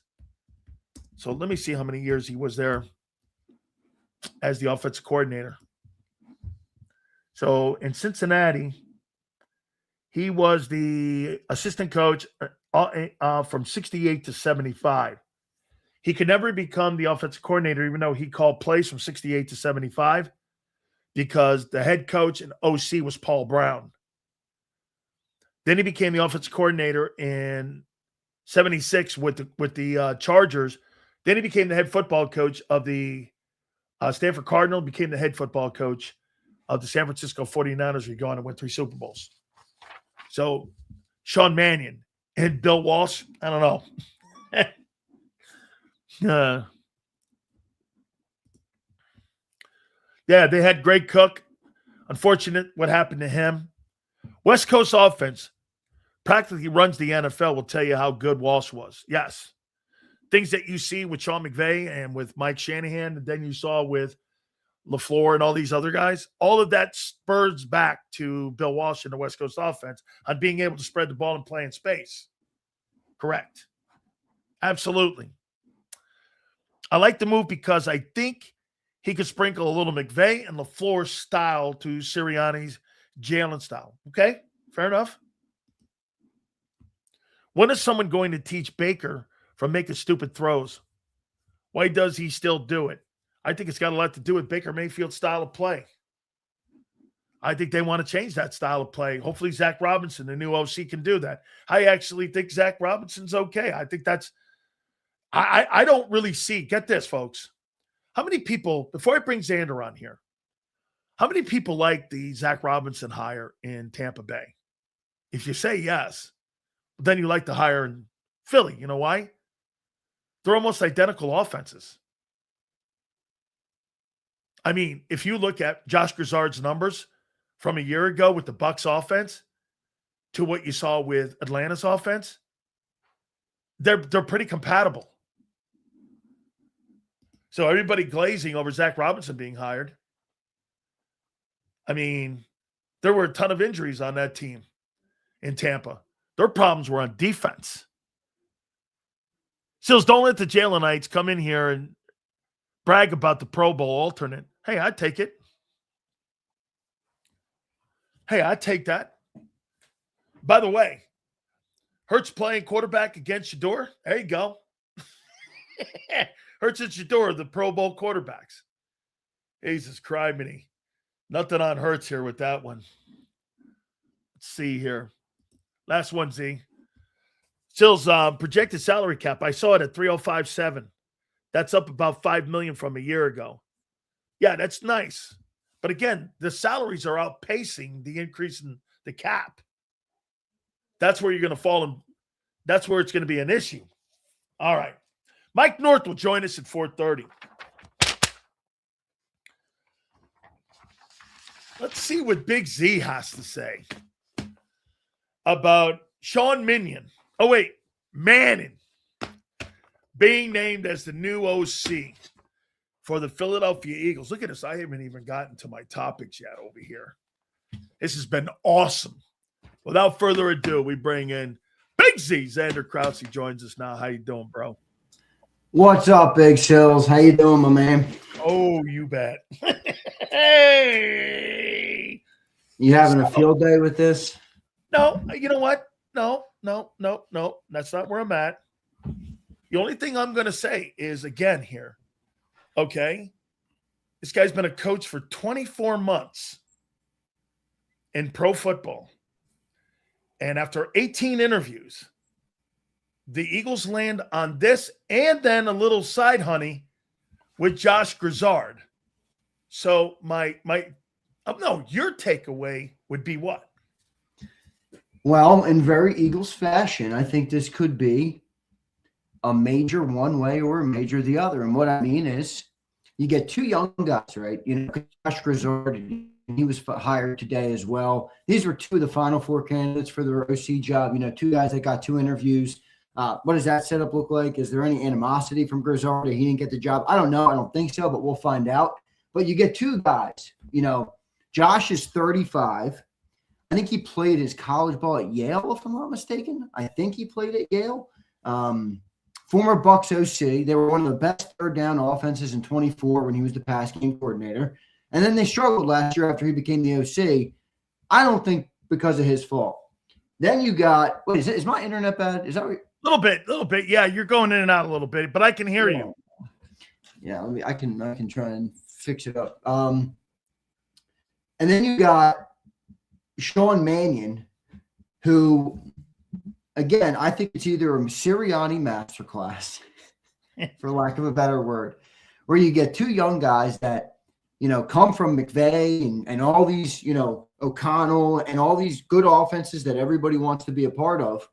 And then with the slant on knowing how to develop maybe the modern quarterback, because they are younger guys. They're, they've experienced more of that, obviously, in the up and coming. So it's either going to be that or it's going to be a classic Eagle move where they sign a guy with no play calling experience, no coaching experience, and they hired him to fix a broken offense, and he doesn't even have experience running a successful offense.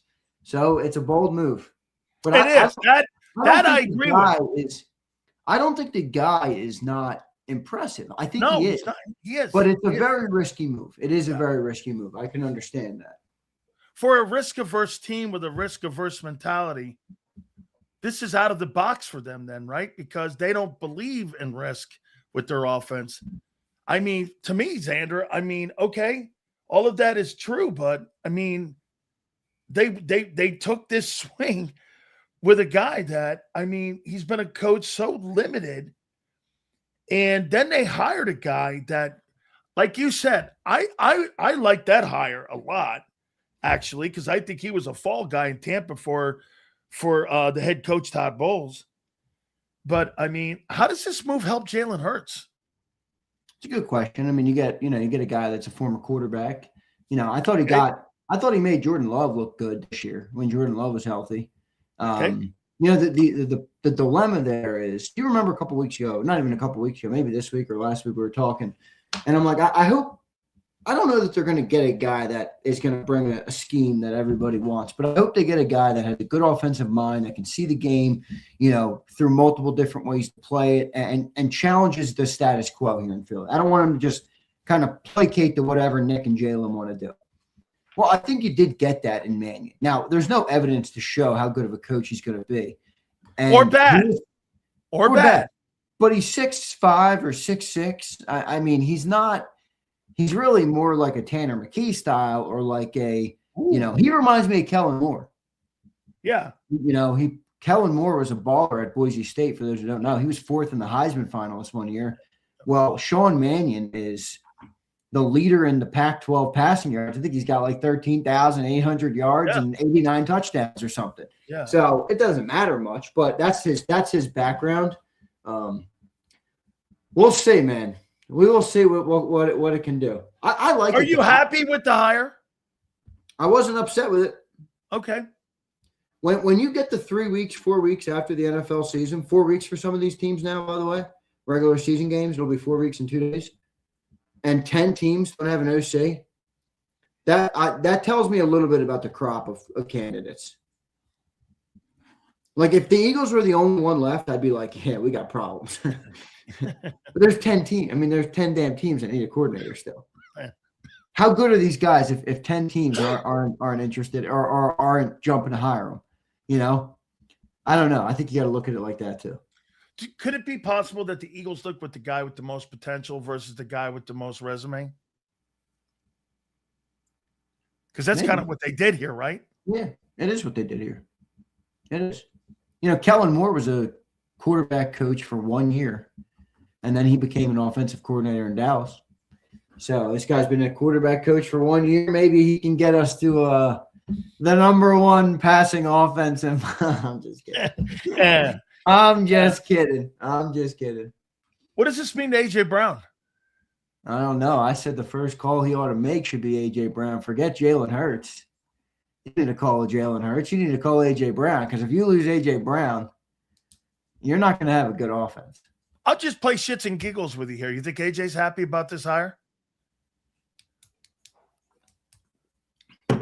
I'm not of the belief the coordinator was ever the problem for A.J. Okay. I just ask you again. Do you think that AJ's happy about this hire? I don't believe he thought it was the problem. So I think he looks at it like, okay, congratulations. Does it fix the problem? Because if it doesn't fix the problem, then what are we even all hell bent on with the OC here. How does this affect Barkley? I don't know. Hopefully positively. Hopefully he runs the ball better. How many yards do you think the Eagles are going to pass for next year? You ready to start those conversations already? Because I think yeah, we could do that real quick here in a minute. I do have to point this out to you, though. So let me ask you this here. So let me give you your calendar of what you guys have done here offensively in the last 11 months. So February 19th, and I want you to correct me if I'm wrong here. February 19th, you hire Kevin Patullo.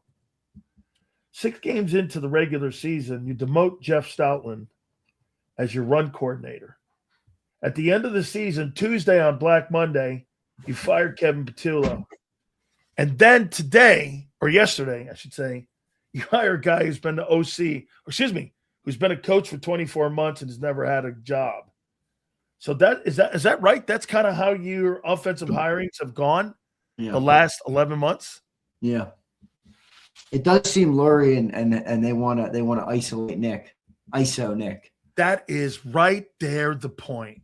Yeah, they're ISO and Nick so they can fire him easily next year. Get ready, guys. We're either going to have a very successful year or it's a blow up. By the way, I made this point about Nick. Either Nick's going to be George Seifert or you're going to consider Nick one of the best coaches in the NFL, and that story will go away because if he gets this right, but even if he doesn't get it right, I'm not going to put it all on Nick. Then who would you put it on? Everybody wants Nick to have like this great offense. And that's basically what he's judged on. The offensive play calling. This. Who's the coordinator? How many passing yards? Why aren't we prolific? Why don't we have motion? Why don't we do this? Why do we run hitch routes? Well, Nick has been dealt a hand. Okay? And Nick figured out how to take his hand and get a royal flush. Okay? With a fucking 70% win percentage. I don't think he can be. Like, what do people want from Nick? I don't understand. Everybody says he sucks. How? How the fuck does he suck? He's won 70% of his games. How does he suck as a coach? Okay. I'll just add a little to it. If his coordinator blows, he blows. If the quarterback struggles to throw the ball, though, consistently, who blows? Okay. Nick? Okay, so if the coordinator's not good, the team almost implodes. If the coordinator's good, the team's great. So is he not reliant every year on whether or not that coordinator's good or bad? Yes or no? Wait. What's the coordinator? What makes the coordinator good or bad? Well, again, here. Kellen Moore got hired here. He was a good coordinator, but not for the reasons we thought he was going to be. Yeah, but hey, he wouldn't rely on the quarterback to win games last year. He relied on the running back to win games. Okay? He didn't rely on the quarterback to win games. Is precisely my point. Okay, I want to show you something. You asked a question about Hurts. I'll tell you exactly. Vic Sirianni haters in here. Oh, my God. Guys, if Jalen Hurts struggles to throw the ball consistently, it's not the head coach's problem that we don't have a great prolific passing game. I don't know how many times you need to hear that, but that's the truth. We're the only city in the NFL where we suck to pass the ball. Everybody thinks it's everybody but the quarterback. I don't understand it. If the Bills get bounced in the playoffs, I hear from you guys 48 times a minute that Josh Allen blows. If Justin Herbert has traffic cones as his offensive line and looks awful one game, it's all Justin Herbert. If Jalen Hurts has the Avengers around him and we don't fucking win games, it's Nick Sirianni and it's Kevin Patullo and it's Brian Johnson. I know. Okay. It's not all Nick. Nick is doing a good job. He's winning a lot of games. Then why have they put him in the bullseye now coming up this 2026 season? Well, because the owner believes he's the reason for the success. As every owner does. It's an interesting question. You said, what do I think Hurts will do this coming year? Well, here it is. 32-70, 20 touchdowns, 8 picks, 65 completion percentage, 437 passing attempts, 282 completions. That's what I think he'll be. Because you know what? After 7 years, Wait, say that again. okay. After 7 years, this is who Jalen Hurts is. This is his average. So you're giving me his averages. Yeah. 32.70, 20 touchdowns and 8 picks, 65 quarterback percentage, 437 attempts, and 282 completions. That's who he's going to be. That's who he's been. And that's who he is. I don't disagree. I think that's who he's going to be. But apparently you think that's Nick Sirianni's fault. No, I think that's exactly what the quarterback being identified by the head coach is the only way to win, is not to have this guy throw 600 attempts and not be the focal point of the offense. So why do you think Nick sucks then? That's my question. Because Nick's not a problem solver.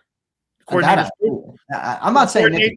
Coordinators. I don't think he's the stiff that people act like he is. I mean, my boy Big Martian here, my boy Prince, my boy Catch.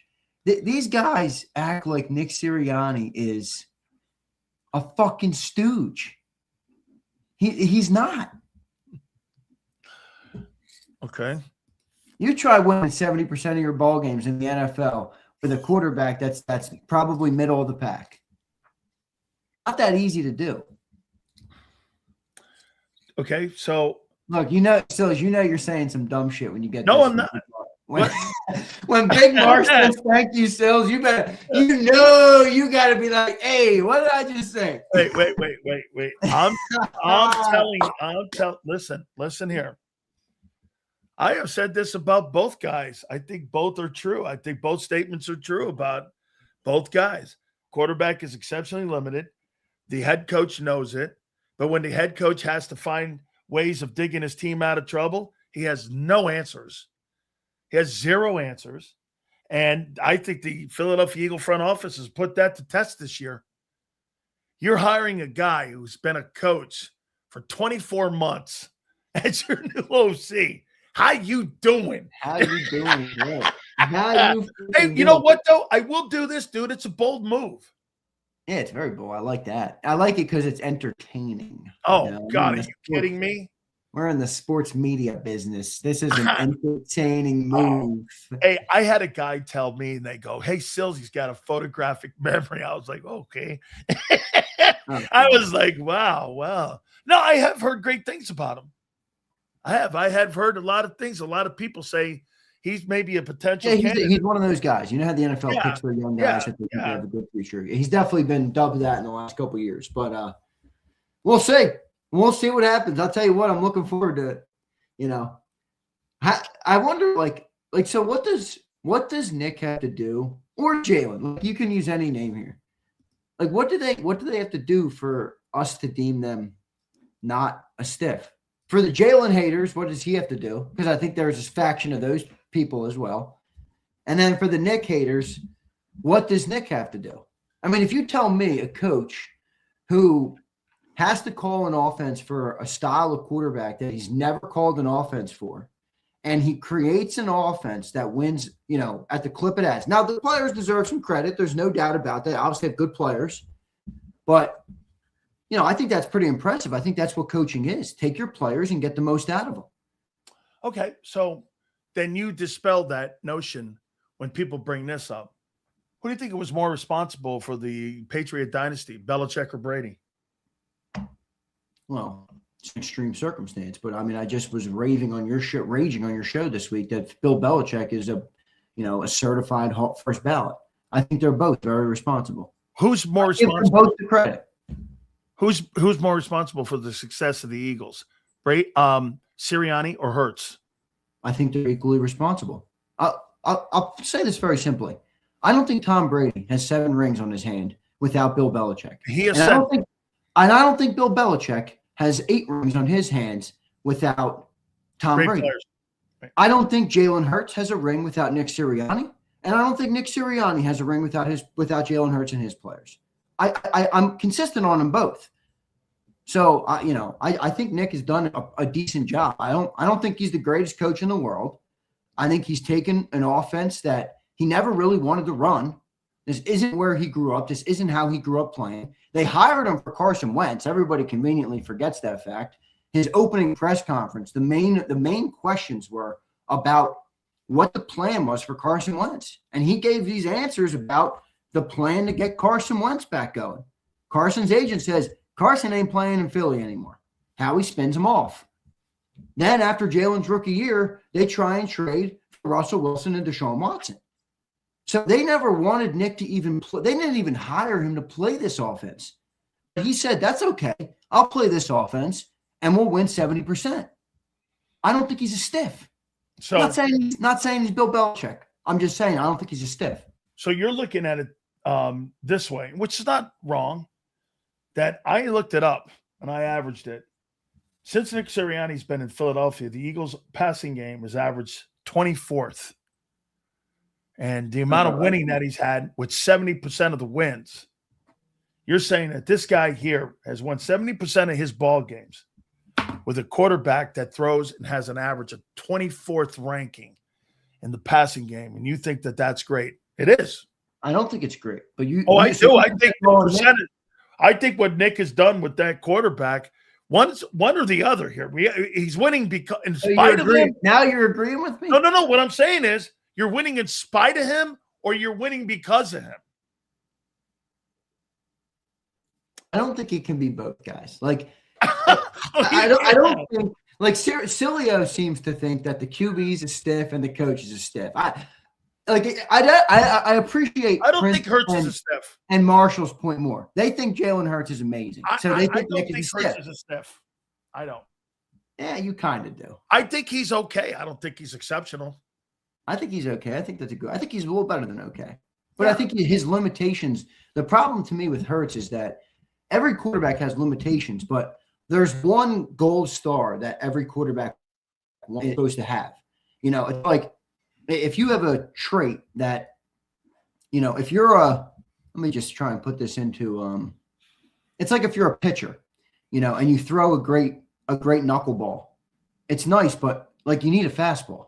And if you don't have the fastball, the knuckleball is not going to be all that effective.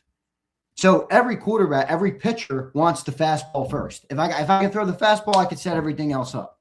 If you don't have the fastball and you got it, it's a lot harder to be successful because you don't have the main ingredient that makes you successful. Jalen has it, but he doesn't have it to the elite level like you're talking about. You know, that's how I think about it. So it's harder to overcome. This is what they did in Green Bay last year. This is what they did last year, and the difference between Patullo's offense and what Mannion is going to do with this offense.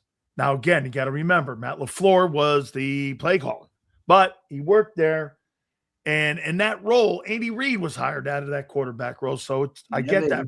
Yeah, I get that role. Good pull on Andy. A lot more under center, 10% more motion rate. Quarterback's dead. A lot more over the middle designs and cross. They're not gonna do that. They're not gonna come in here and do motion. A lot less hitch routes. I'm already going down this road. This is Does everybody remember my first summer? This is everything Hurts does. Ball gets out quicker. He doesn't. Wow. I can't wait to see this. This is going to be another spectacular Big Sills year. Holy cow. I am so excited. When is the first Big Sills prediction coming in? I got to see what happens after the draft. Ooh, all right. So we got some time. Yeah, I got to see what they're going to do in free agency. I'm pretty sure we made a pre-draft predictions last year. We did. I do three iterations of the draft. Yeah, I do one like after free agency. I do one the week. I do one a month before the draft. The old Big Z Book of Revelations. This has since been retired, by the way. Let me look at when we made our first predictions last year. I think it was like around. I think it was March. Yeah, March 24th. Okay, March 24th. We both made. Look at mine. These were mine. Let's cross check. How did we do? Okay, let's take a look. I'd like to. Sileo, Eagles 11 wins, right on the number. Commanders will win the NFC East. Tough one for you. Tight ends will have 4 touchdowns. Another tough one for you. Yeah, 11 wins. Saquon under 1,400. You were on. Jalen under 4K and 30. You were on. Jalen Hunt more sacks than Nolan Smith. You were on. How many sacks did Jalen Hunt have this year? I think he had 6.5. That's what you put. That's what your prediction was, 6.5. Yeah, I think he had 6.5. Is that right, or you just? I don't know. I don't know. I'm not. I just. I thought he had 6.5. He had. Might have been 7.5. Oh, he did. Okay. Wow, right on the number. Boy, good predictions for Sileo. Moro Jomo to the Pro Bowl. You missed that, but I understand why you went there. Carter under 9.5, and Cooper Jean to make All Pro. Man, that's a Sileo was on fire in the prediction category.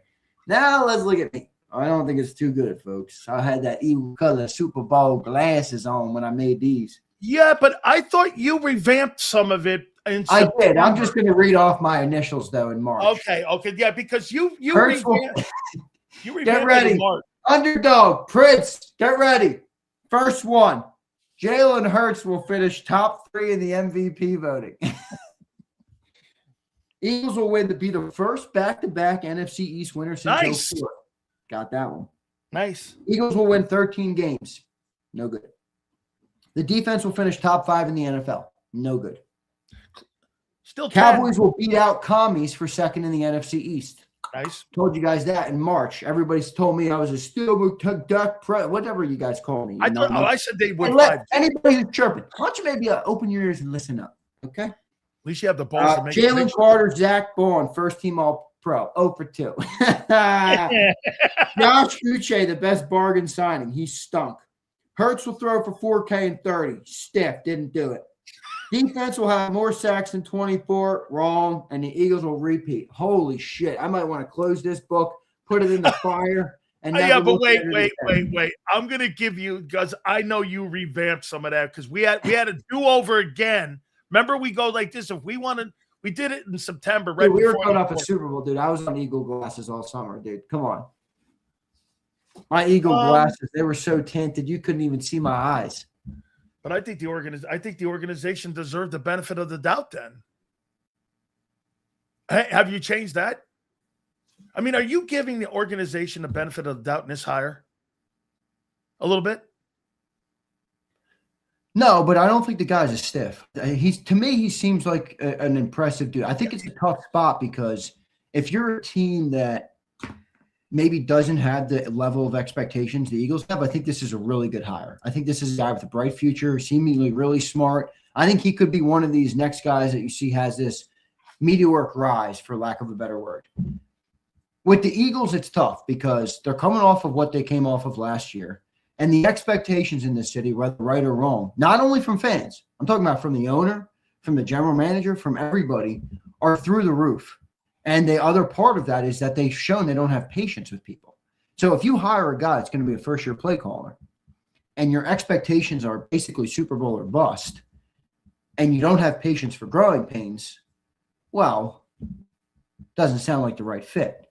But I do think the guy's impressive, and I think he could swim quicker than people think. But it's going to be, I'm interested to see the dynamic with Jalen because he hasn't particularly worked, much in a system like Jalen Hurts is. So what does that look like? And the other thing I think is interesting is like Hurts has always struck me as a guy that, he's like he acts above his age, and there's a 33-year-old guy who's like, 6 years old soul stuff. Yeah, right. Would he resonate a little bit more with, I don't know, an older guy? But they also had Nussmeier, so they've gone down that road. But the Nussmeier thing worked. I mean, him and Kellen. So I've always wondered if you should look for a more mature coach. Not that Mannion's not a mature guy, but just that the youthful element of it, mature and experienced. I thought that maybe was a better fit, but we'll see. We'll see what happens. I do wonder what Jalen thinks of it. See, I'll tell you what I do like what you said, and I kind of laughed at it a little bit, but I do think you're right on it. What I do like, I like offensive coaches and offensive-minded coaches that have been former quarterbacks. I do like that because you know why? You have to prep for the game. You have to study for the game. That means you're going to prepare your backups. He was a backup. The guys who won you a Super Bowl in 2017, they were backup quarterbacks. Doug Peterson and Frank Wright were backup quarterbacks. And Nick Foles, dude. And Nick Foles. They were all backup quarterbacks. So it meant what? When your time came Everybody was prepared the right way. The one thing that I think Jalen Hurts may benefit a lot from having this guy here as your guy, he worked with Matt LaFleur, which prepped the quarterbacks in Washington and in Green Bay exceptionally. So to me, I think preparation is one of the most important things that you can have in anything you do in your life. If you're prepared to play in a game and to look at what things are going to come your way, deficiencies, being able to get yourself out of trouble, I think that comes a lot when it comes to having played the position. I'm a big – do you think that, get this, Mike Vrabel played the position of defense? I mean, do you think there's any coincidence the Patriot defense is one of the more underrated units? I mean, the head coach in Seattle's a defensive-minded guy. I'm not saying that he played, but you got a guy that played on that side of it. I like guys who have played as being part of my coaching staff. I do. That's the former player in you. Look, not all of them work as coaches, but a lot of them do, you know? Belichick, yeah. Not a former player, right? Yeah, right. And so I like that too. I mean, you know, I like former quarterbacks too. Kellen was a former quarterback, you know. So we'll say Brian Johnson. I'm not. My only point is that when you tell people who Sean Mannion is right now, people are going to think you're killing him, but the killing him is the fact that this is a gigantic swing. Yeah, I don't think it's killing him. I just think it's I don't think people are upset with Mannion. I think people, if they're upset, they're more upset with the Eagles for, you know, bringing a guy in with no experience. And then you know, when the window's open and you feel like the window is closing and maybe you have limited years left to capitalize on that window and you bring in a guy that's never called plays, like why go through those growing pains? But you know what, dude?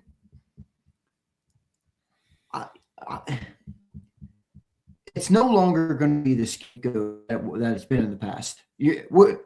I hope everybody is in agreement with this, but we got a lot of dumbasses out there, so we're probably not. We can't scapegoat the OC every year anymore. Like that ship has sailed. There's no more. How many more? We can't go through another year. In my opinion, if this fails, Nick is gone too, and then you'll probably be having more questions about the quarterback. I don't think he'll be gone after next year. But I think the questions will be much more prevalent. After 27, he would be if this thing fails. That led me to this, and I just wrote it down. You think this kid, this new guy, you think he has a short leash, or do you think he has a long leash to work this offense back into shape again to be more complete and more balanced in this coming year? Do you think there's going to be – and by the way, the hiring of Josh Grizzard's kind of a funny one because it's kind of like, hey, Sean, we like you, but let's hire a guy who was a coordinator a year ago just in case kind of thing. It's kind of like a seatbelt or safety belt kind of hire. So it makes me feel like they were kind of half in. Maybe that's not fair to say, but, I mean, they hired another guy who was being considered by numerous places to be an offensive coordinator in Grizzard. You think he has a short leash or a long one? Mannion? Yeah. I think he's got – I don't know. It's a good question because you've had variance there, you know. I really don't know what his – Plus there's some heat on Nick now. There's major heat on Nick. That's why they framed it up the way they did. Okay, well then they fired Capullo. I've never since 6 years Nick has been here. He's never had a press release of where Nick Sirianni is the only name on it. When they fired Patullo, it was only Nick. When they hired him, it was only Nick. They're clearly setting it up for that, but you know. So we'll see. We'll see. You know, there's people asking in the chat, what's considered failure?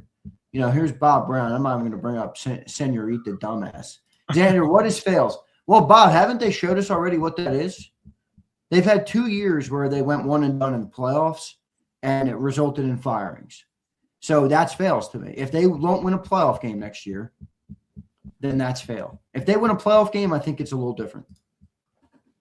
So this statement from the head coach of Nick Sirianni that's on X, it's 200 words long. He wrote it with ChatGPT. He didn't write that. I'm dead serious. There's no way he wrote that. There's 200 words on this thing. There's no way he wrote that. There's no way he wrote that. Like him.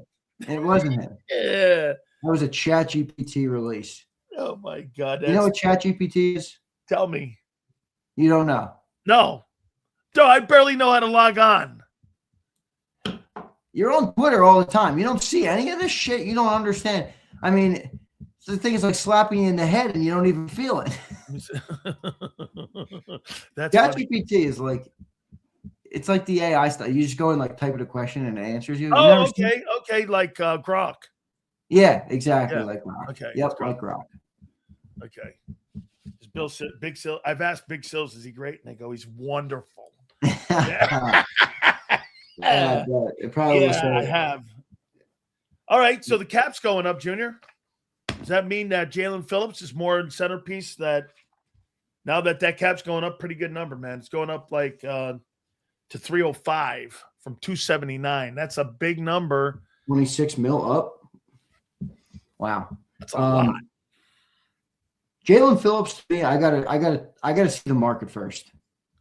Like if I could trade for somebody like a Max Crosby, and get good value because he's an aging player. What I got here, Max Crosby. Then I would look at that. If none of that's available, then I think you try and work a deal with Jalen Phillips. But I'm not. I don't think Jalen Phillips is a bad player, but I don't think I don't look at him as like a you better sign him or you're cooked. I don't. I think that's more the case. In fact, I think Jordan Davis that applies to more because Vic's entire defense is built on the interior of the D-line. So if you take that away and Jalen Carter and his shoulders, he doesn't ever get to where we want him to get to, which could be true, but might not be, then I think you're going to struggle. So I don't know. My limit on Phillips is 20. I'm not an NFL GM. I don't profess to be an expert. So maybe I'm way wrong. That's what I would be willing to pay him, $20 million. I look at Josh Sweat, got about 18 last year. I don't think he's as good as Josh Sweat. So I think right around 20 million would be my cap. If somebody wants to give him 24, then they're going to have to take him. And if he goes there and he's a good player, I don't think we can look back on it and wish we signed him. I mean, I know you will, but it's the same thing with Milton. We wanted Milton. It's not that we didn't think Milton was a good player, but for 28 million for our team, it didn't make sense. Maybe it should have, but it didn't at the time, and it was very understandable. I think it's the same with Phillips. If that guy ends up getting $26 million, say from the Titans, Max Crosby's $35 million. I'd kick in the extra 9 to get that guy into Philly. Because that guy is going to get you 14, 15 sacks. Okay? And on a defense like that. Declan Doyle went to the Ravens. He had no experience either. I don't think he had any experience. No, he's not. He's with Ben Johnson. Johnson, please. I wonder if that means Lamar's out. No, I don't think it means Lamar's out. But I would be. There's talk of trading him. Is there? Yeah. Oh, my gosh. Is this real? I just got a notification. Jalen Hurts has been named to the Pro Bowl? Yeah. Are you kidding me? Yeah. How did the Jalenites even how's the quarterback of the 25th ranked offense in football get the Pro Bowl? I just don't understand that. I'm not even trying to pick on the guy. He's the quarterback of the 25th ranked offense. Jalen had a good year. Look at this guy. I don't think Philly believes that. Jalen had a good year. Jalen versus Shador. Oh, my God. Jalen Hurts made the Pro Bowl. Oh, come on, skyscraper. Everybody had a good year except for Jalen. Everybody had a bad year except for Jalen Hurts. That's skyscraper. All right, guys. Wow, man. We'll see what happens. Did you listen to Did you listen to Jeff McClain and that Silver guy talking? No. It's pretty interesting. What did he say? I don't want to get too much into it. I'm paraphrasing, so I can't but just talked about, the Hurts mentality. Kind of what John said earlier about him being a little bit aloof. He just comes off a little bit, I don't know how to word it. They worded it like he's like Michael Jordan, like he tries to be like. That's how they worded it on the podcast. That the Michael Jordan personality, which rubs certain teammates the wrong way. Egomaniac? I don't know if you want to call it that. I don't know. I don't have a problem with him being Jordan mentality, but you got to perform on the field to be Jordan mentality. Well, I mean, I get Jordan acting like that. I mean, that's what I mean. That's what I'm saying. Jordan dropping 37 tonight and winning 6 out of 6. I mean, Mark, why does Mark think I hate Hurts? I just read my preseason predictions. I had the guy fucking torching the entire league in an MVP season. Did I hate him last year? No. Marsh, I don't think Marsh, he met the standard this year. Now, Marsh, I don't know what's gotten into you, that your standard is in the fucking basement, but mine isn't. And he didn't meet the standard this year. And the offense sucked to go with it. Come on, Marsh. Holy cow, Jalen Hurts. His name's the pro boy. I'll tell you, man.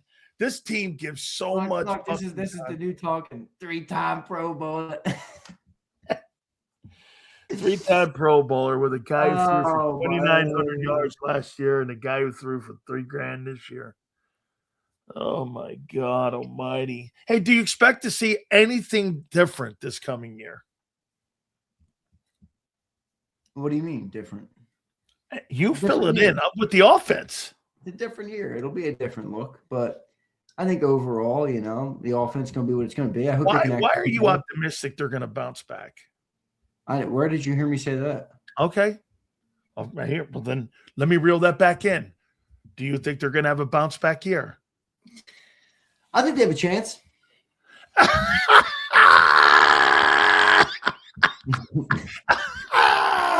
Holy shit. I'm telling you, by the end of summer, Sileo is going to have me as villain number one. Because he leads me on with these questions. I mean, oh my God. Yeah, tell me why I do a 3-hour show in the morning and nobody walks away saying they fucking hate my ass. I come on here for an hour a day and everyone's like, no, fucking this and I'm fucking I'm like, oh my goodness. Oh my God. No. It's your question, dude. You tee me up. You tee me up like we're playing T-ball. Oh my God. Z. Well, shit. Here, I'll give you mine. Free agency in the draft is going to tell me a lot if you guys are going to bounce back. Because as of right now, if you lose Goddard and you lose AJ and you lose Lane, you're winning 7 ball games. Over, under, earlier or later. All right, replace over, under for earlier or later. I like that. Ready? By the way, Mike North will join Round 3 quarterback drafted. Earlier or later?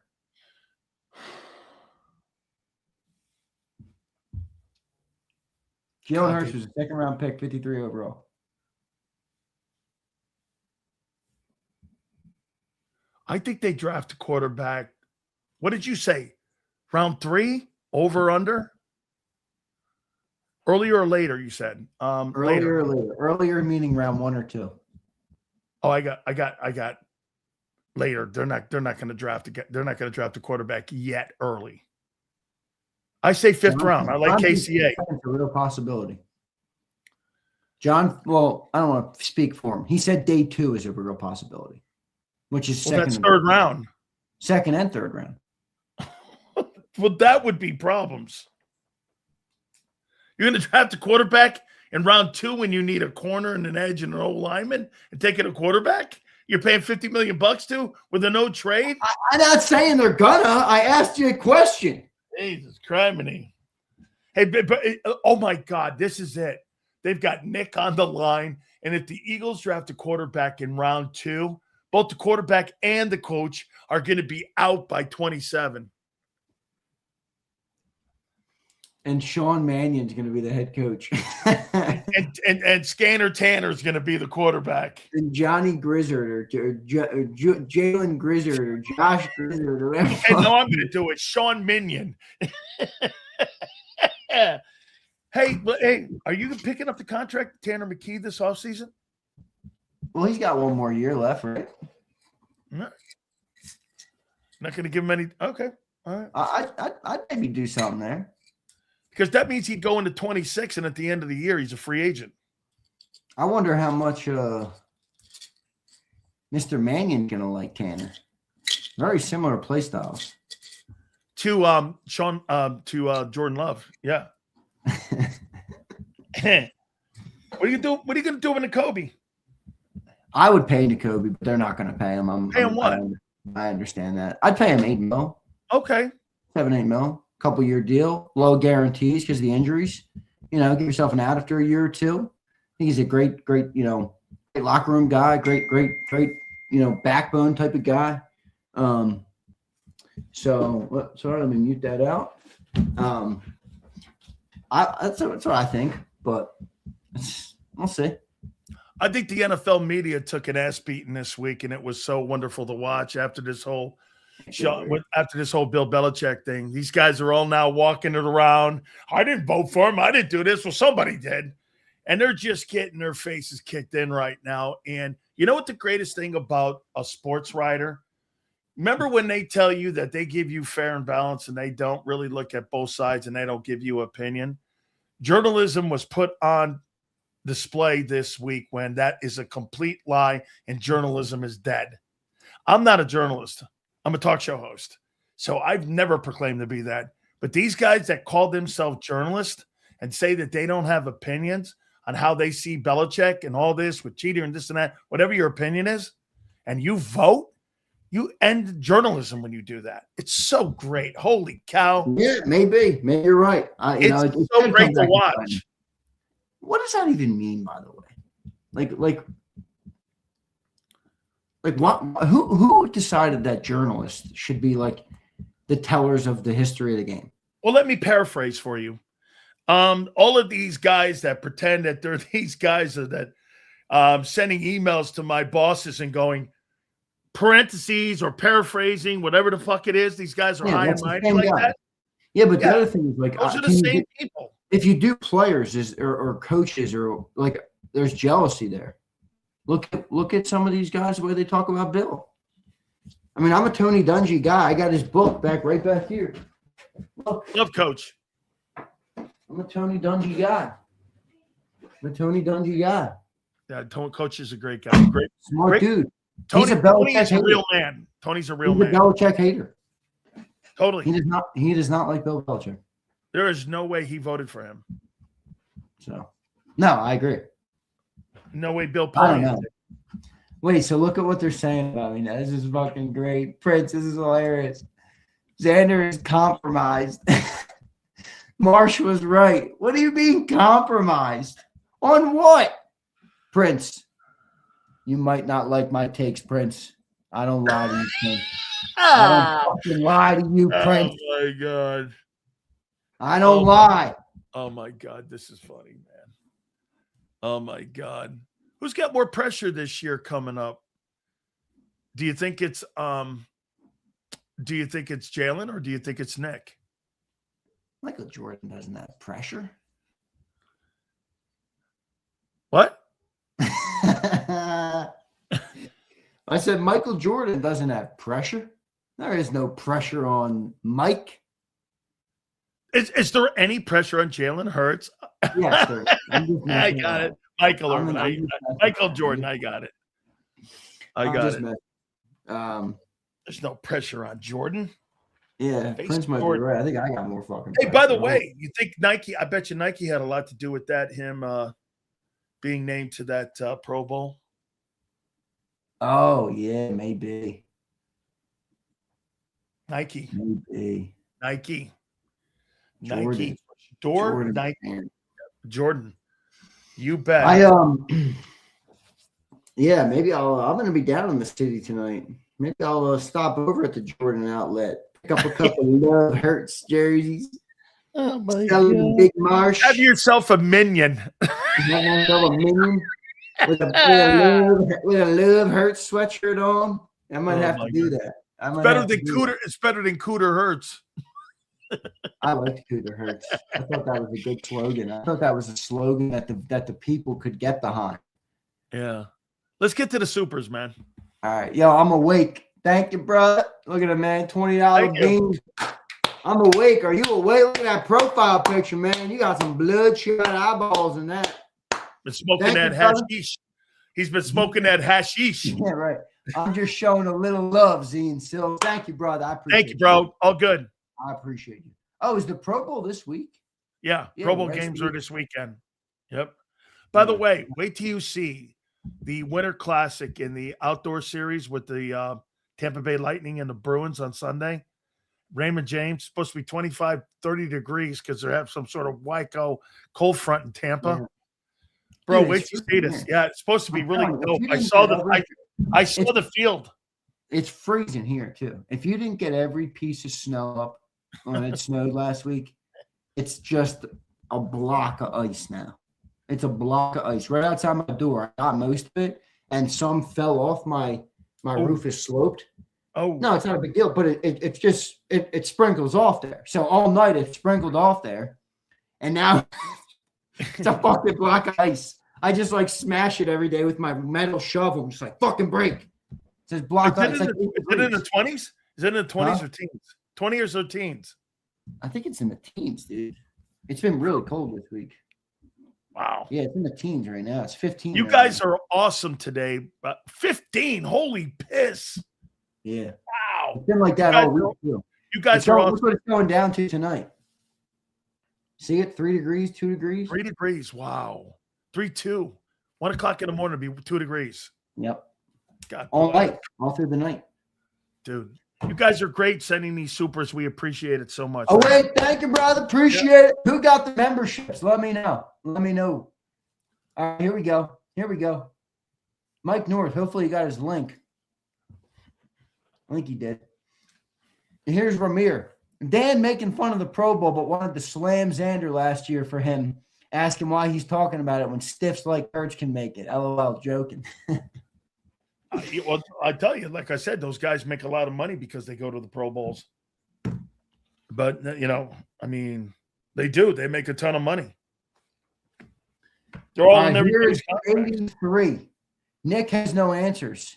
What about turning the guy who was leading the league in turnovers for 20 straight weeks to the best turnover ratio in the NFL in a ring?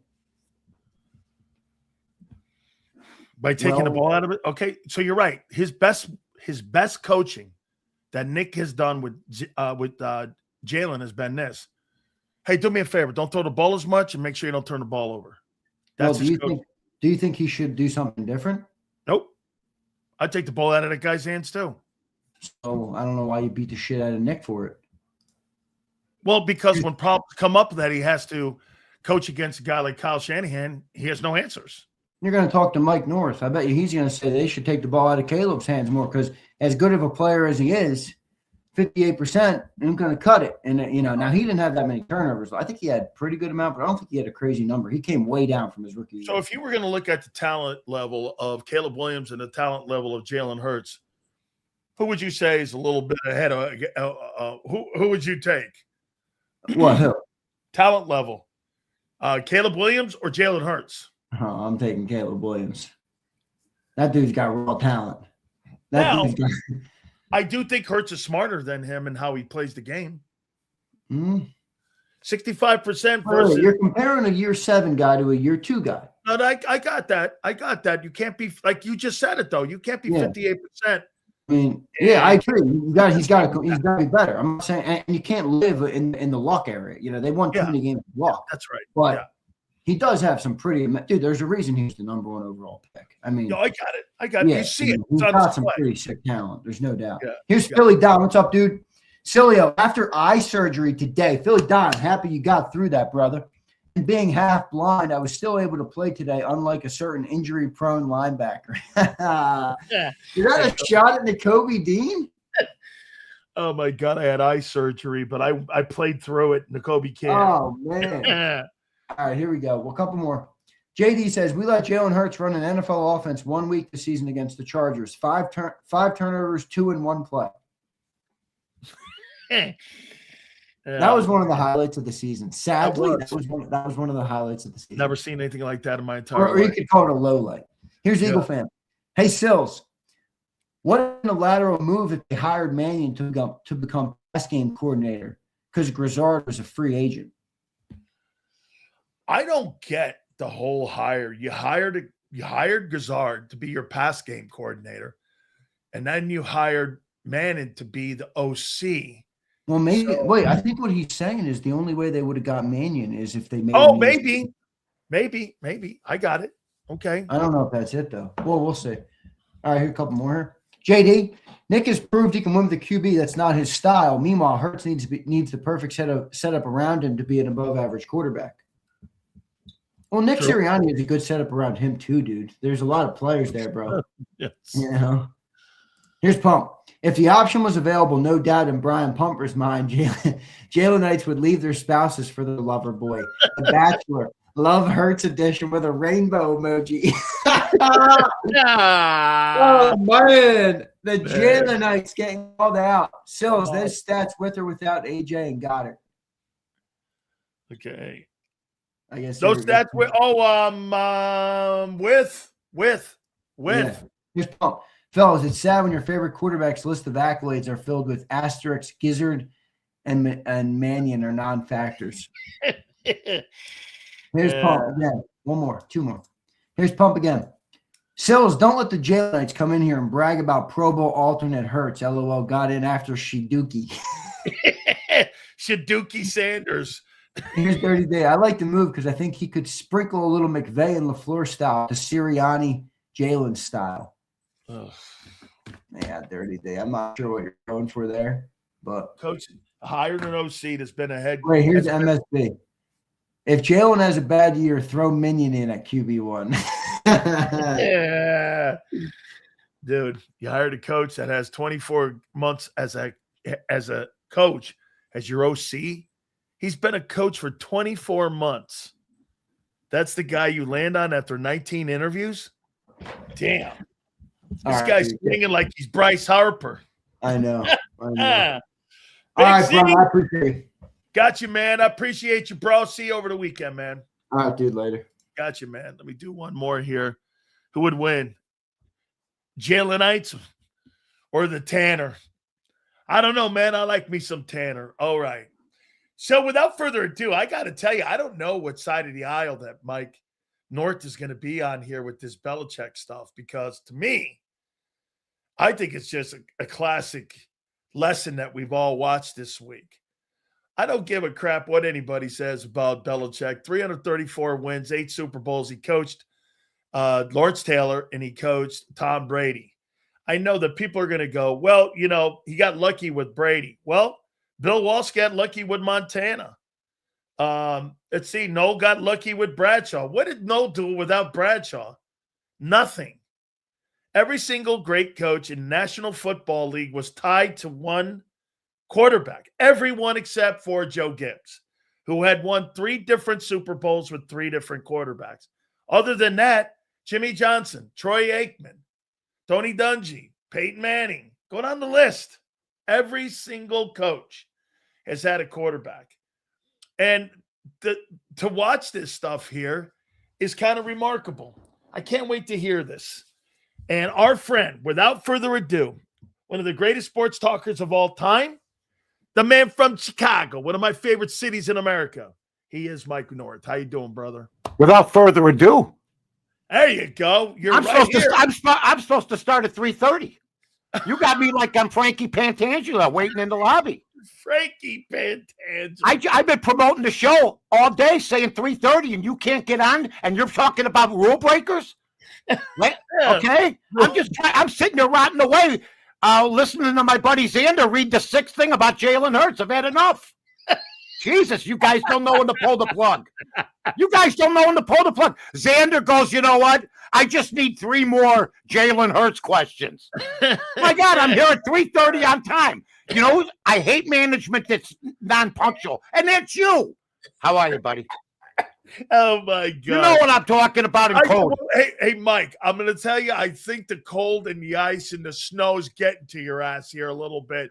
I'm the one that was on time. I think the sun, I think you got sunstroke, and I think your hair is permanently tattooed to your head. Oh, my God. How are you, my friend? How about all those? Hey, let me tell you something. Yeah, last week was the greatest week of my life, and this week is the most memorable. As everybody knows, every week at 3:30, I come and bring it, okay? So here's what I know. I understand analytics, and I understand there's room for it. But the best guy that's coached without analytics Okay, it's Mike Vrabel. While we have guys like Ben Johnson, Sean McVay, who decided for whatever reason, let's go the whole field and not kick a field goal and try for it. And then the other guy, Sean Payton, who quite frankly blew the game in the second quarter because somebody at Princeton said, you've got to go for it on 4th and 1, because I was a nerd, and I've often said this. Guys that played football are looking like my buddy here, okay? They don't look like Seymour. We used to call them dorks. So all I'm going to tell you is this was a big win for the Boomers. Right, my friend? A big win. Absolutely, man. I completely agree with you. You're out of breath. You haven't said a word and you're out of breath. No, here. Let me go here with this here. You're right. So Peyton passes up the 3 points. It was a long time ago already. Come back to haunt him. So let's walk back. What'd you make of the AFC Championship game and Vrabel getting it done? 10-7, obviously the elements were a big factor there. But for you, what did you make of that? Well, I'm already hearing that people want to see the best football possible. So now I'm hearing the NFL, and they're putting their people out there, the subservient slaves in suits, to say that maybe it would be a good idea to move conference games to neutral sites. So it's a better football game. I'm going to tell everybody this right now. The Bears would have never had a chance against the Rams if you played them in a dome in Atlanta, okay, and said, this is it, guys. And the fan bases would deteriorate, and the NFL would finally go too far. The 85 Bears would have had to go to the Atlanta Dome maybe and play the LA Rams, okay, while the city waited their whole lives for a game. We're not afraid of the cold. We love it.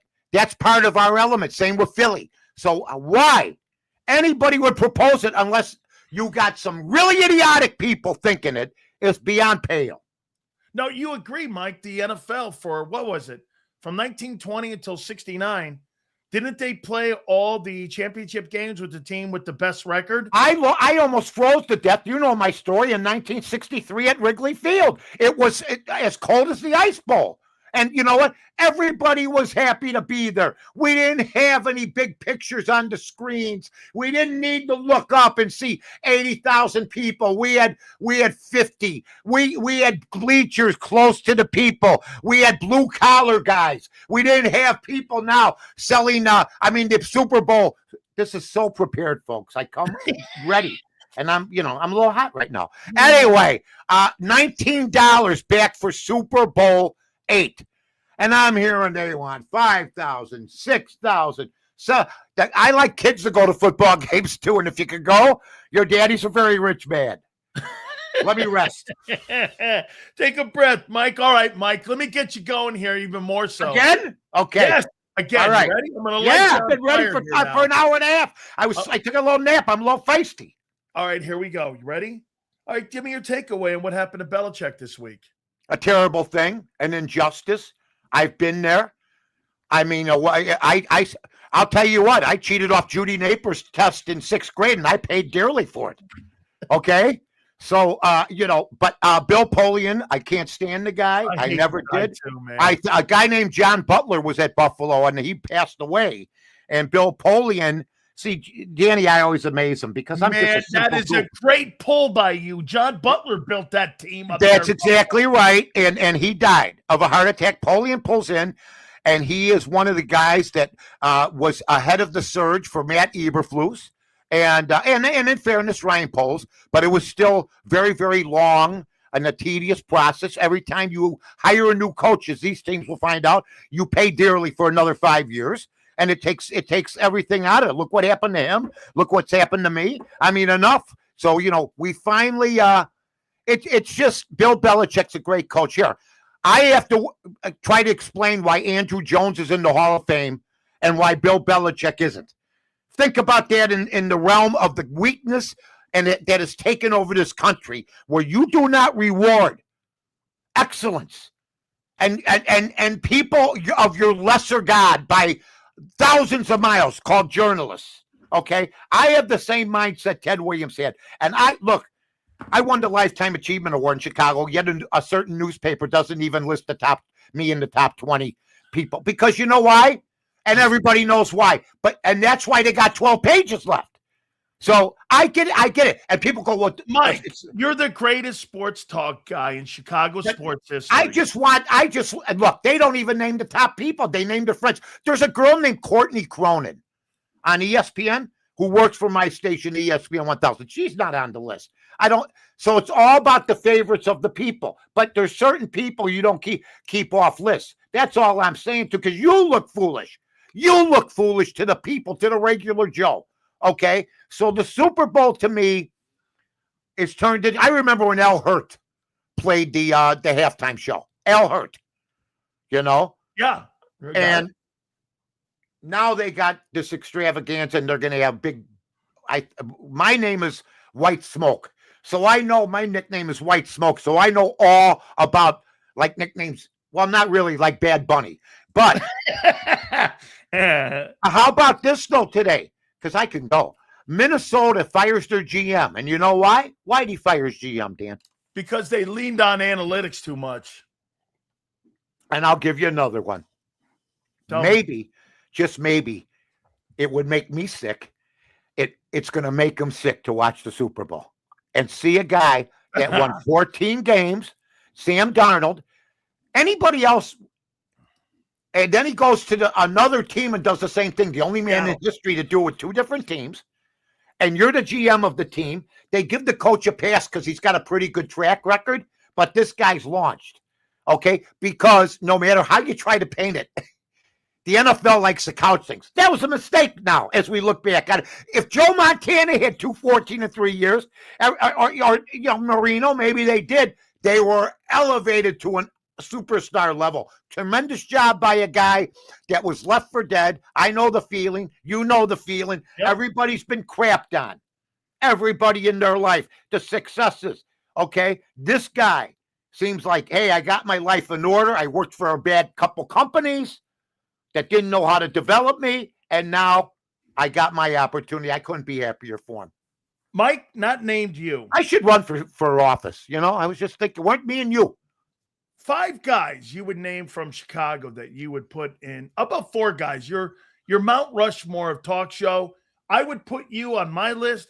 Obviously, number 1. You tell me guys that you respect, 4 dudes or gal that you respect as sports talk, because I'm going to post this, by the way, later. All right. That was a mistake to tell me that. Okay. Your 4. Shame on you. The 4 best sports talk hosts, according to Mike North, who is the best, in my opinion, that's ever lived out of Chicago.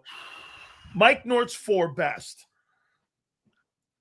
I know 1, and then I'm going to let the people. You know what you do, Dan? You let the people make up their mind. But Dan Jiggets, to me, if we had Dan Jiggets, well, everybody does, and we were together 7.5 years, and just a lot of shows are together, and then when they break up, even like Greenberg and Golick, there's always rumors and innuendos. But I guarantee you, I was just on with Dan because we lost a dear man, Terry Bors.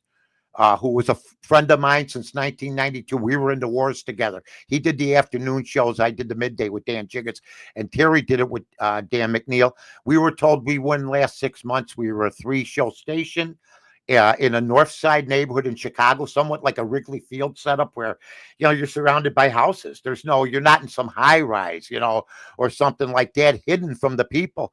And, I would put Jiggets, and then after that, it's up to the score listeners. Dan Jiggets, if he's not with me, he doesn't bring the cachet that a man of his class and ilk bring. He was the first. How many years was the show together, Mike? Well, for me and Dan, it was 7.5 years. And then I moved on. We both moved on to other things. And then I ended up with Doug Buffone and Freddie Hubner. I'm with Carmen DeFalco. No, I know there's lots of people. I don't want to forget anybody. Everybody that worked at that station was great. But when you lose one of your teammates, and Terry Bors, and a guy that you had a hamburger with, and a guy, it's just like a football player. You don't have to see the guy for 20 years to understand if he was a classmate of yours, Dan, no matter what, and how much you guys start thinking of the 15 years of memories, and then you start thinking where you will start tearing up. You know what I mean? Yeah. I mean, Jerome Brown, I'm sure Yes. you teared up. That's do. the way it is. And you still do thinking about it. I think about him always. I always think about him. But sports radio is built. You don't have to like everybody, but you don't want to be shut off. That's how it's built. The great Howard Cosell said this. People can't believe he's a mentor of mine. Are you kidding me? He told it like it was, but he had more of an education. I don't hold that against him. I learned from my idols in radio and TV and newspapers. I mean, the Chicago Sun-Times I used to deliver it. Brent Musburger was a columnist in that. Yeah, I was a 12-year-old. 12 and 13, 3:30 in the morning, 250 paper route. Is Brent from Chicago? Yeah. Okay. Oh, yeah. And I'll tell you what, I couldn't throw third floors. I had to walk them. And so now, if you throw them, the wind blows them away. So I get a kick out people from newspapers that try to rate the media, the electronic media, when it should be the other way around. Do you know what I'm saying to you? Yeah, yeah. They're the ones that are hanging on for their dear lives in every city in this country. And sports radio's doing fine. Thank you. Mike, I want to ask you an opinion on something that happened to me, and I want to get your take on it. What something, because you know what? Is it sexual? Is it sexual? No, but it blackballed me. It blackballed me for about. Well, then again, it's blackballed me till today. First off, what happened with you and your story? Why do people look at you and not put you on these lists? Was there something that happened at the end of? I've been battling with the newspapers forever. It wasn't at the end. We still showed up in 92, and the print media changed immediately. People said, why read the Tribune and the Sun-Times when we can listen to 3 shows of guys talking and you're allowed to call in, which many people stopped doing and which should be brought back. I don't care how rough every other call may sound. You don't have to let everybody on. So Dave held a grudge forever. Yet I wrote for that paper and brought him a lot of money, more money than any columnist could do. But it was just another opportunity. Everything happens. I don't like to look back. That's why I'm on this show. Okay? Granted, you're not punctual. I get it. But hold on. Hey, look at this. This guy's holding it against me here. Oh, yeah. You don't know me. I got you white smoke. White smoke. Oh, my God, you're like an elephant here. Hey, Mike, I want to tell you a story. Mike, I want to tell you a story here. So yeah, you'll give it to me till 4:01. Listen. Ready? Yeah. Here's the story I have. Oh, God. So when I was young, I don't know if you know the story. So when I was this was 2012, Mike. Yeah. I was doing 14 shares in Tampa, Orlando, Atlanta. I'm just mauling and murdering. And I'm ripping the Bucks a new one. I'm calling the general manager a bookworm, all this stuff. So one day at 7:45, I'm going into my 7:45 break. Somebody says, I go like this, look, hey, I know those monkeys. I don't care. There was a white guy. There was another guy, but all of a sudden you get branded. And I said something. And I was like, yeah, ever since that moment, people have held that and said that I was like a racist guy or whatever. And I'm like, no, I just probably should have used a better word. But I mean, Mike, I've been on the air 35 years. You're going to say something stupid every now and then. And I did. Absolutely. But you know what, man? I'm on your side. Hey, but here's the deal. These people don't forgive, man. Oh, no. Yeah. Well, it's the situation where if you say something, then it gets written down. There's files now. Yeah. You know, I remember when I got my job at radio for the first time. And by the way, folks, I love this show. We did record numbers last week. I want you to keep tuning into North to North. If you look up the Twitter handle, we did 15,000.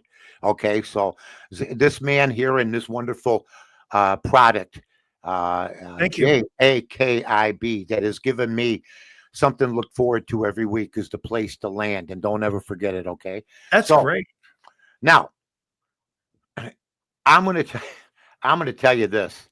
To me, when you do something wrong, it gets written down. Now, if you look at my Wikipedia, it hasn't been upgraded since 2006. I gave up. There was a guy that said, Mike North says, don't hold it against Tony La Russa because Even though he had 2 DUIs, they named the lounge after him at Comiskey Park. I'm going, Danny, oh, come on now. So now I just gave up, okay? Mike North was with Ted Bundy. I mean, Mike North tried to ground the Spruce Goose, and Howard Cosell's men beat the crap out of him in Beverly Hills. You must have known the guy was the clown. The guy who buried people underneath his basement. Yeah. John Gacy and Mike North seen him having a drink at the Norwood Park tap. I mean, enough is enough. You get tired. I don't care. I made my money. I've had a good time. I love this man. I love the show. Thank you. Okay. I love being on ESPN 1000. I love my Twitter. Some guy said to me, you spend a lot of time on Twitter. And I really wanted to tell him the truth, but I said, drift, or you know what I think. I didn't want to tell him the truth. I just farted. And what else am I going to do? There's 10 feet of snow and I'm 73. What do you want me to do? Cartwheels? So, yeah. So I think, Danny, it's going to loosen up. I think everything's cyclical. I think I can sense it. I was there when we changed it. A lot of people around the country that do sports radio at the same time were sensing it over the year that they put up new stations. I think you sensed it. And you know what? Yep. It's hard for me, who has lived the life of, think about it, folks. We lived the life of kings because we made good money. If a king, you think a king in 2000 said, in 2000, whenever, 1700 BC said, I'm going to take a hot shower? I mean, do you think a king said, I'm driving to Phoenix? Do you think a king honey, I'll be back. I'll be back in 20 minutes. I got to go outside and take a leak. So we're the ones that live like kings. So I can't bum rap the business. I think there's been many bad choices in sports radio. I think that the guys that get hyped are the worst of the bunch when it comes to national radio. I'm not going to mention any names. It's up to everybody to make your conclusion. But I do know that there are personalities all over the country that have been taken off the air for whatever amount of reasons. And everybody knows it. But the guys that know it, even friends of theirs, will not say anything because they don't want to be with friends of theirs. Am I right or wrong? No. You're dead. I feel like, can I tell you something? I feel spiritual. I feel like Billy Graham right now. Okay, that's done. All right. So, but I really believe it. And I believe that the major damage that was done in this country by the FCC and by Bill Clinton and then Ronald Reagan was letting the ownership go from 2 stations to 8 stations, because you have in Chicago still 35 to 40 stations. In the old days, okay, you would have 33 or 34 owners. So if you did get exited for whatever reason, you didn't like something, you had 29, 30 other stations. Now, because it is consolidation, Mike. Consolidation is what. That's right. What happens is then you got 3 or 4 or 5 owners, 5, 6 owners in Chicago. Yeah. Then there's a guy that goes, I really like that Dan Sileo, or I like Joe Blow, or I like Mike North. And then there's 7 other stations that could say, yeah, I like him too. And then the one guy comes in and goes, wait a minute, he was at this place. And it's under our leadership, and he broke a rule. And back in when his mother had sex in a covered wagon. You know what I'm saying? Yes. Because they never look. I see guys on the air that did prison time. Yeah. Okay. You're better off almost. Because once you get out, it's over. One of my friends actually is one of the biggest names in New York right now doing afternoon drive. And he went to understand. But if he would have said, so-and-so is this, that is a life sentence. It is. So he was better off. Okay. True. We've talked about it. Yeah. He knows it. Mike North knows it. Yeah. everybody in radio knows it, and that's fine. I'm happy for him because I don't have a mean bone in my body. But Mike, there you are would like guys. him. Mike, you'd like Craig. Craig's good. I guarantee you. Good people. I guarantee you. He just had he had some unfortunate things happen. That's right. That's all you have to say. I'm like that. But he had Chris Olivero protect him, and Chris Olivero. Okay, and that's fine. But if you go up to the boss of a radio station and say, I think you're wrong about this, you're out of your mind, you're finished. Yes. And you're finished forever. Absolutely. You're raising birds at home like the Birdman of Alcatraz. You're Burt Lancaster looking at a robin going, I'm here for the rest of my life. So now get out of here. I got you, man. All right. So, Mike, this thing with Belichick. Well, if Belichick has to pay the penance of being a non-first ballot, doesn't Brady now? Tom Brady did say something. But if my coach wasn't voted in, on the first ballot, look, he made some mistakes in that last game too, by the way. And Tony Romo had the better broadcast, in my opinion, because Tony Romo told it like it was 5-6 times, including the first field goal. The first passing on a field goal. I don't know, Jim.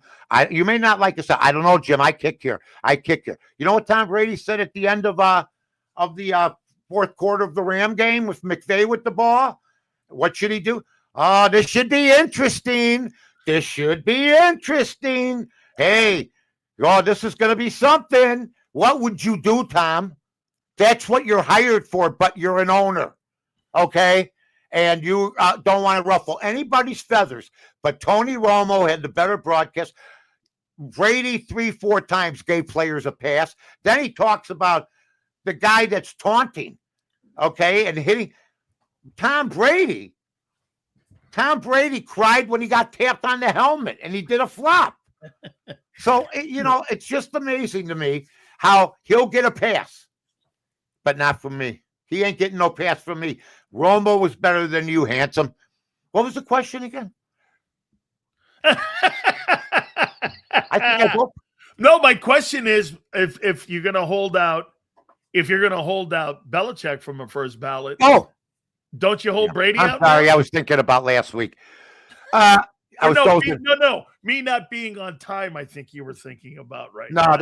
Hey, why are you bringing it up? I'm trying. I moved on. I'm like a wagon train. Remember Ward Bond? Huh? Oh my! Remember when they used to go hi-oh? Hi-oh! Remember that? I did that 10 minutes ago. Hi-oh! I'm gone with that. I love this station. Let me tell you, I promote this station as much as I can because I don't promote shit. I don't. I hear crap now. I hear stuff now that is just mind-boggling that I thought in my lifetime. I'm proud to be a boomer. I don't care. You want it? You're a millennial. You're named after a flower. I don't know what to tell you. Gen X, you're a robot. Okay, I'm a God-blessed boomer. Gen X, you're named after a Quaalude. Yeah, what the hell's the matter with everybody?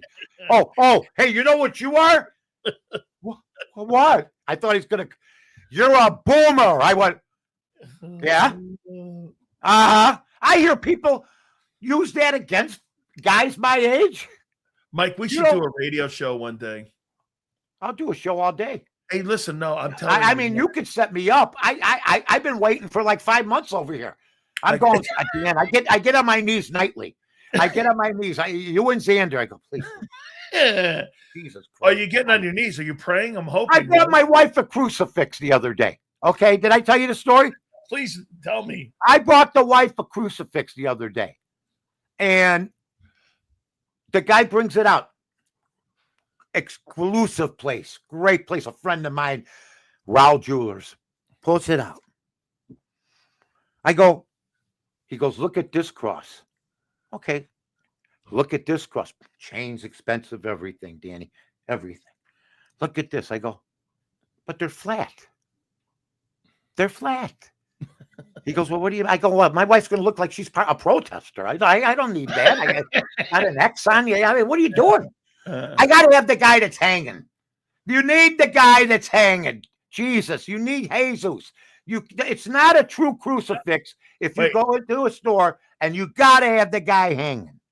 Let me tell you this. When I was looking for jewelry when I was younger, I went down to the Diamond District in New York. You know, you go down there, and Sfels is down there, and There's he's 20 guys that look like you. I go, hi, Dan. I go, hi, Dan. They go, my name's Jim. no, I go hi, in there, Dan. no, listen, I go, Sfels. I said, I got something just for you. Come to here. Come. This is a 2. This is a 3. This is a little yellow here. Oh, What yeah. do you like? And I go, well, which one fell off the truck? He goes, I got this one over here.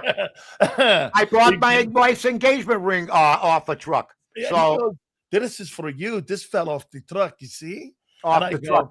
2,500. He goes, right there. It's yours, my man. Thank you very much. That's right. like, Like it came from Paris. You know? It's awesome, man. No, that's what we had, Danny. You're much younger than me, but we didn't have all the crap. We didn't. No. We went to play. We played. I'm sure you did too. That's Yeah. all. I couldn't wait to go out in the morning, get home at night. How about this? I got another one here for you. Did you see that tremendous video of LeBron James at the Cleveland game where he went like this?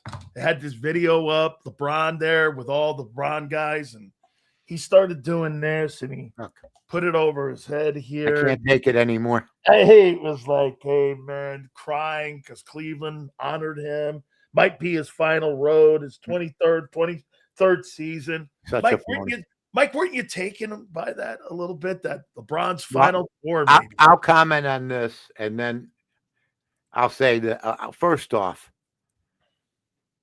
I want to congratulate LeBron for him having, I'm sure they posted, and others, for breaking the amount of 30-point games of Michael Jordan. 532 to 531. I also want to let everybody know that it took LeBron James 7 more years to break that record.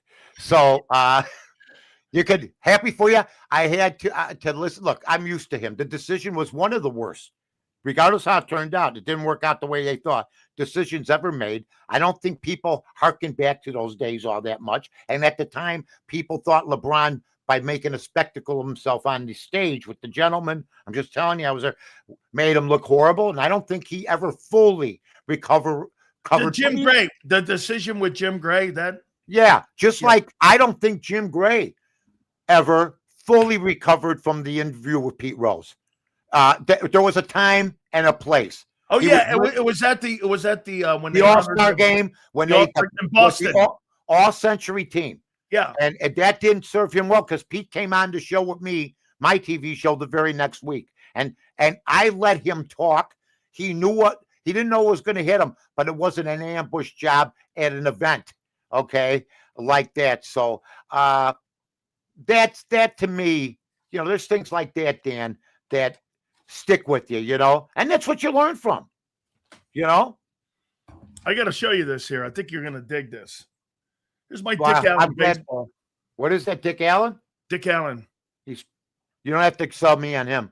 I came home from leave from Fort Gordon, Georgia, to see the White Sox play with Dick Allen. I loved him in those red and whites, man. They were the greatest. Oh God, I love. They were the greatest. And man, he was so good that '73 season. I was a young kid. Dick Allen was my favorite ball player. There's no doubt. Well, Nellie Fox was my original. And I called Al Lopez on the air a traitor. He played with Soderholm and Fisk. I don't know if Fisk was there. No, Fox played with Aparicio. Okay. Fox was the 1959. So that's the 63. That's the 60s team, the 59, 60s. The 59 team, Fox was the MVP in baseball at 159 pounds. 5'9", chewed tobacco. He was my hero. Al Lopez, his manager, did not vote him in the Hall of Fame. There was something personal. Al Lopez came on the air with me, and there was people that didn't approve of this. I told him basically what kind of jag bag he was, okay, in other words and stuff, and what a stinker he was, and what a rat, and his whole family was rats for not voting for a guy like Nellie Fox. So, you know, that's what you got to do. And I'm sure people don't like that. But I'm seeing like loyal. Look, when's the last time you heard a guy say he's going to play hurt? Josh Allen played with a broken foot for Good 4 point. games. It's not. Would you say? You know what? That's fair. Would you say it's prevalent? Like No, Bill Buckner played. Bill Buckner played his whole career with a limp. No. Because I think it's now we side with caution 85% of the time. Because the money they're making, no, Mike. That's why they're doing that. The guys don't. Back in the day, Mike, when a guy was making $100,000 a year, those guys are going to play because they may have to even get jobs in the offseason. But today, when you're making 25 to 30 million, Mike, you're going to take a powder on that and go like this. I'm not playing her. Look at Lamar Jackson. Lamar Jackson is 75% where he can play today. He won't play that weekend because he doesn't want to put bad tape up. He's making $54 million. Mike, he looks at it like this. Why should I put my ass on the line? And why should I? I don't have to. I'm going to tell you how I come. I come here from the land of 1965, right? 64. I'll say 65 to fit. People, it's an education. Okay. If you're under 25, 30 and you want to learn, stay with us. That's why we're building this place. That's why the numbers are kicking ass. That's why this guy's got a face as recognizable as you'll remember a George Kennedy and Cool Hand Luke, ladies and gentlemen. Yeah. Yeah, but he was looking at that one thing through the glass of the car. How you doing, honey? I watched it the other night. Man, that scene may be one of the, I know people won't see it, but one of the great scenes of all time. I was commenting on 65. If you would have told Dick Butkus if his leg was hanging off, not hurt, hanging off, there's a shark that's coming after him, go in the blue tent, you would have died right there. You would have died. Go in the blue tent. They used to I mean, how it was on the sidelines. I used to get. You got to expect things. I used to get Butkus on my show when I was voting for the Butkus Award, and I still do. I vote for the Butkus Award. And by the way, Jared Payton went to school at the University of Miami. Yeah, I know. Jared's a friend of mine, and so Butkus, I used to get. Matthew, his kid too. Dick Butkus's kid, Matt. Oh, I know. I knew Dick's brothers. They were movers on the north. On the south and north side of Chicago back in the 60s. The only reason he would come on is because my uncle's Robustelli. And so, because, what a ball player he was. You couldn't move him. He'd come on. And then he'd get sacks. He goes, Robustelli, right? I go, yeah. He goes, all right, then put me on. He starts talking to me about, playing for Hallis, and he talks to me about playing at Wrigley back in the day and how it was. Man, I love those stories in the Chicago stories. I had a chance to meet Mr. Hallis years ago when he was still alive. I think 84-ish. I think Hallis passed away. Was Hallis alive for the 85 season? Didn't he die prior to that? I think he he died prior to that. Like 83, something like that. Yeah, somewhere, I used to deliver his paper. And he lived right in an exclusive luxury apartment right on the lake there.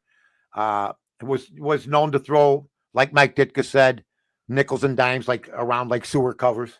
That's what cost Ditka to go out the door. So, I mean, the history of pro football, I don't think has been told lately as much as when the old man Sable was alive. It's disappeared in a more cosmetic way. They sold it for its toughness back in the day. There's not enough hard hitting. You couldn't put together a 5-minute hard hitting clip like you do with Butkus and Super Crunch with 30 minutes. Check it out, folks, because every one of his hits almost are penalties now. So you could have. I heard LeBron James talk about the soft tissue injuries and how the game is so much quicker. Okay, get off the weights if you're just going to do the running. Jordan had to lift leg weights to get stronger because he was assaulted nightly. Okay. Mike, let me tell you this story. When I was a kid and I went my freshman I love when you do that. Let me get the firewood. Right, wait, here we go. When I was a young kid and I was at Maryland first before I went to Miami, I'd go to Cole Fieldhouse. Maryland? Is that Maryland? Yeah, listen, okay. My freshman year, my workout partner was Len Bias. And Oh, Lenny boy. and I would work out together. We were just unbelievable. It was Sure, great. good chemistry. I mean, it would get this. But then when North Carolina came, they had that great team. And I'm telling you, Mike, if Len Bias had been alive Yeah. and had been able to whatever, let me tell you, Jordan would have had a contemporary, because when I watched those games between those two dudes, they were the best basketball games. I went to Chapel Hill. We came back to College Station, or to College Park, and Jordan and him had these tremendous rivalries. And if you ever ask Michael Jordan today who the toughest player that he thought that he ever played against, he said it was Len Bias. Yeah, I mean, I remember the team. I mean, it's one of the great teams of all time with Perkins, Worthy, Jordan. Just a great, great team. And then, you know what? You won't never see teams like that again. NIL will not permit that. You will not see, unless some school says, let's take the trio, because one kid won't go no matter how much money we pay him unless these two guys go. The movie Blue Chips is as archaic as Cecil B. DeMille movies now, because it wouldn't work today. Everybody's getting money, Dan. So it's not good. I told this Jay Billis and Stan Everett, the kid that used to be on, the young man used to be on ESPN. He blocked me now because I told him it's going to ruin sports, and it sort of has. But guess what? It's still going to survive, just like the 9 baseball stoppages were supposed to kill baseball, and the 8 scandals. And baseball is healthier than ever. Period. Some breaking news, Mike. Yeah. The Seattle Seahawks, after the Super Bowl here, the Allen family, Paul Allen, of course, died in 18, is now putting the team up for sale after the Super Bowl. Paul Allen also owned the Portland Trail Blazers. Allen was the co-founder of Microsoft, and his sister Jody has owned the team. Get this, Mike. The football team was expected to fetch somewhere between $7 and $8 billion. I believe Paul Allen bought that team from Ken Behring back in the day. I think they bought the team for like $175 million. It's now going to get $8 billion.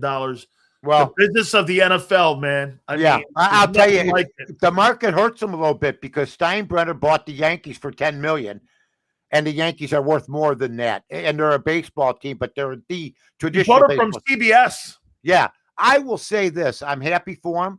They achieved their goals. I think they hung in there as a family. They probably don't need the day-to-day, and they'll put it up for sale, and they're going to live the great life. I couldn't be happier for them because they're selling when it's hot. When the stock is hot, get rid of it. Who do you think? Okay, so the NFL. Do you think the NFL goes down this lane? You know, the NFL always talks about diversity. Do you think they sell it to a minority group? I think they try to be fair to everybody and hope to God. I'm going to the highest bidder. I don't care what you look like. To me, you better have the most money.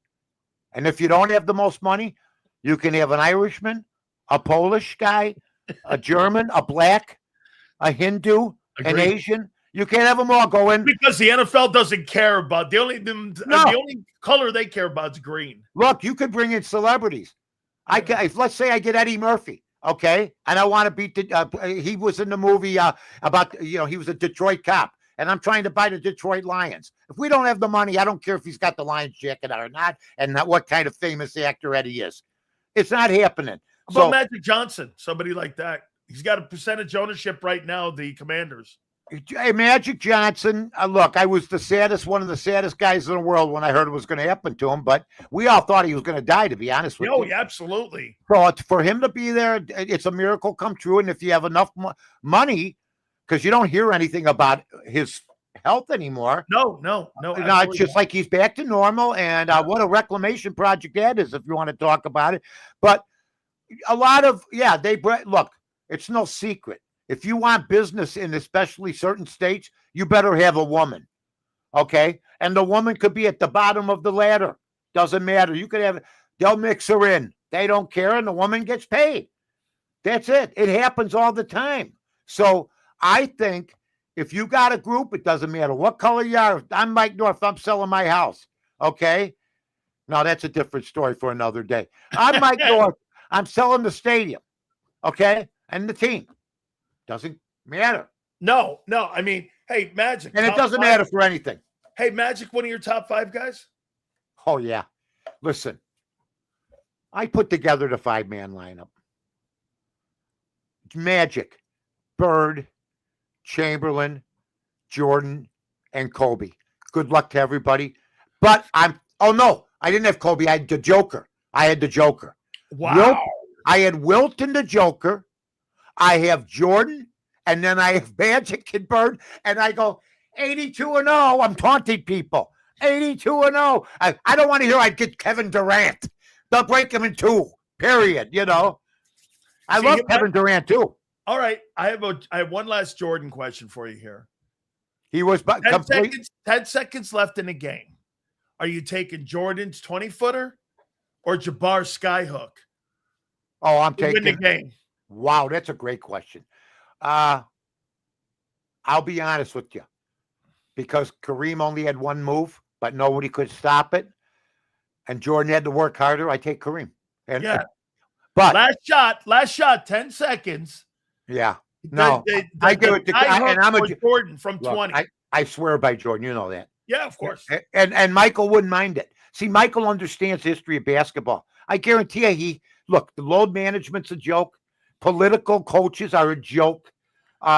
Just a lot of joking around, and that shouldn't be happening. You should stay in your lane, coach your basketball, promote it. I mean, they don't even want to put Barkley on, he said, because they're too high shot. I know. Mike, final question for you here. Yeah. Super Bowl. What do you like in it? I rode New England. Let's get ahead of the game here. Seattle and the Patriots. I think it's 4.5. Well, I don't know. Is Philly Godfather coming on? No, he's not. Oh, it's 4. I think because I tell him, I'll tell you what, he's a good one too. I've had a beautiful year in the NFL. I was 16-4. So in the playoffs. So I'm going to go with who I've ridden with for 3 weeks. Although I got screwed last week because of the snow. I had New England -3.5. Maybe I got help because of the snow. Because maybe we lose that football game. I'm talking about the team I bet, Dan. So I'm going to probably take New England no matter how it looks. Because the money line is -230 on Seattle. That's expensive, man. Because, you got to, and I don't want to hear you. Look, the people that want me or anybody else in this fine business of ours to apologize because we were hard on Sam Darnold, go back, look at the years, look at the team. I don't care what kind of organization. I report what I see, and you know what? I'm happy for him, and he learned from it, and now the Minnesota Viking general manager got fired because of it, because he's going to watch the guy they had last year.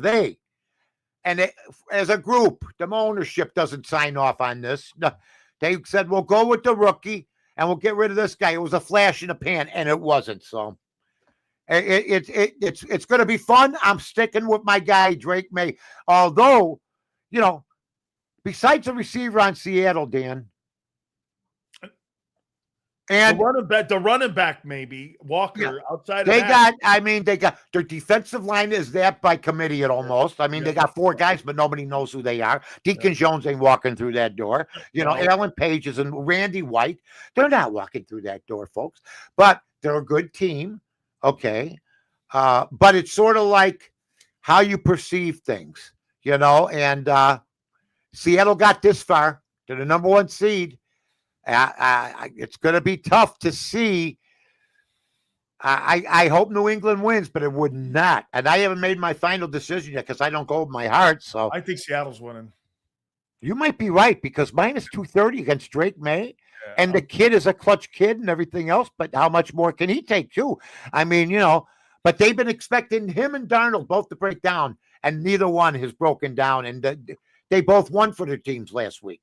Yeah, so, I just think I think they're just too physical right now. I think, I look at the defense of the Patriots, plus the 9-0 on the road this year is pretty impressive that the Patriots went on. But, man, Drake May was all over the place. Sam Darnold stepped up 343, 3 touchdowns against the Rams. I mean, I don't know, Mike. Right now, I got Seattle going into that thing. I don't know. I've lost my. Remember Jake LaMotta? I lost my train of thought. Of course, no Seattle. Everybody's going to like Seattle, I think, but New England has been resilient itself. Their defensive line playing surprisingly well. Both lines. They don't have double-digit guys that have double-digit sacks. You know. See, Mike, what I just did today. See, I don't have really a time. I have Sileo time. Yeah, I get you. I know exactly like it. My wife wanted to know why Mike North time was 2:30 in the morning getting home.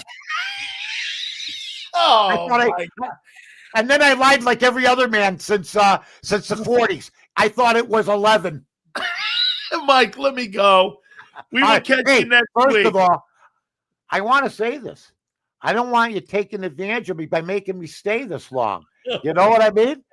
What are you trying to kill me over here? My God. I'm trying to keep you warm. Why can't we just do it the way we have the last 3 weeks? I'm trying to keep you warm, man, because I know it's freaking you know what? Off in Chicago. It's all, with me, it's a bit. With you, that's it. I don't give. I'm sitting in a chair waiting for you. And Xander is terrific, and he loves his Eagles like I love my Bears. He's still young. Well, how old is he? Oh, he's like 18. The kid's gonna have a rough life. He's an Eagle fan. I love him. Take care, guys. Hey, absolutely, Mike. Thank you so much, my friend. See everybody. Bye. You got it. Legendary Mike North, one of the greats of all time in Chicago. Absolutely. Let's play some Bills here. Oh, by the way, wait a minute. I think we got some super chats, Xander. I think a couple guys posted some supers here for us. I want to make sure we get it here. Hey, Anthony, thank you very much, man. Steel's always watching and listening to the show. You the man. The Eagles brass is woke through and through. They want to keep it alive. Vic is proof that experience matters. I hope these kids are up to the task. Go Birds. Thank you very much, Anthony. Good stuff there, man. Yes, sir. Really great. Guys, I appreciate you very much. Mike North Unhinged. That should be the name of a show for sure, right? North Unhinged. All right, folks, our great friends at Morgan & Morgan, the number one injury law firm in all of America for a reason, with over $26 billion recovered. Guys, the reason they're number one is because they win. Told you about the family in Pennsylvania that was initially offered $650,000. They ended up getting $26 million in a settlement because of the team of Morgan & Morgan. This will be the easiest decision you ever make in your life. Do me a favor, go to forthepeople.com/Big Sills or Pound Love 529. It's forthepeople.com/Big Sills or Pound Love 529. And do me a favor, you tell them Big Sills sent you. There's a reason Detective Johnson is the gossip king. Oh, did you hear? Jackie and Tom are getting a divorce? Sad. Well, I heard that Ashley had work done on her face? Yeah, oof. Just like there's a reason Morgan & Morgan is America's largest injury law firm. Injured? With over $25 billion recovered for our clients, there's a reason to go big. Bathroom? Okay. Morgan & Morgan, America's largest injury law firm. Oh, okay. Ignite your nights with free live entertainment daily, only at Live Casino and Hotel Philadelphia's Center Bar. 7 days a week, enjoy some of the region's top party bands, performers, and DJs as they take the stage in the heart of the casino action. Great cocktails, live music, and lively moments. It's all happening at Center Bar at Live Casino and Hotel Philadelphia. Visit livecasinophilly.com for more details and the complete list of upcoming events. Must be 21 or older. Gambling problem? Call 1-800-GAMBLER. This is Eric. When he got injured in a car accident, he called Morgan & Morgan. He not only gets a lawyer, he gets trial lawyers like Sam and Jessica, who are in it to win it. He gets his own investigators with briefcases, leather ones. And if you ever have questions, our customer service folks keep things rolling. Injured? We're your army. Morgan & Morgan, America's largest injury law firm. Welcome to the Jet Setters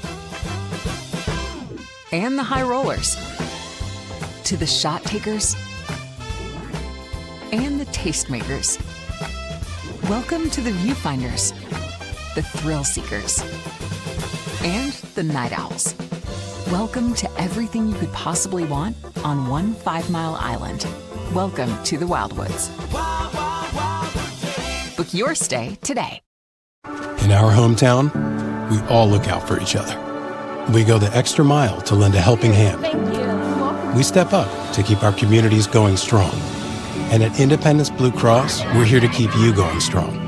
We've been deeply rooted in our communities for more than 85 years. And that connection to members has earned us our spot as the #1 health insurer in the region.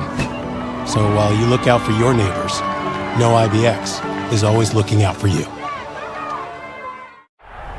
blocked well and tries to cut through the middle. Oh! Your gut says Miami is going to win, and you should take the over.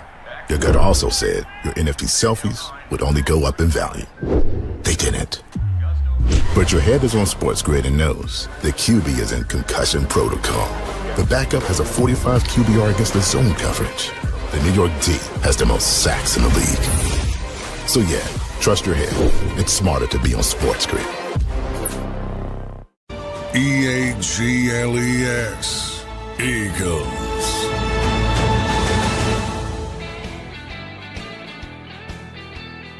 So Sam Darnold is the first quarterback from the 2018 class that had Josh Allen, Baker Mayfield, Lamar Jackson, and of course Sam Darnold in the first round. He's the first starting quarterback to make it to the Super Bowl from that class.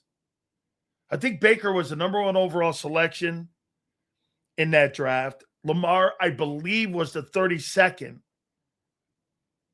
I think Darnold was in the top 5.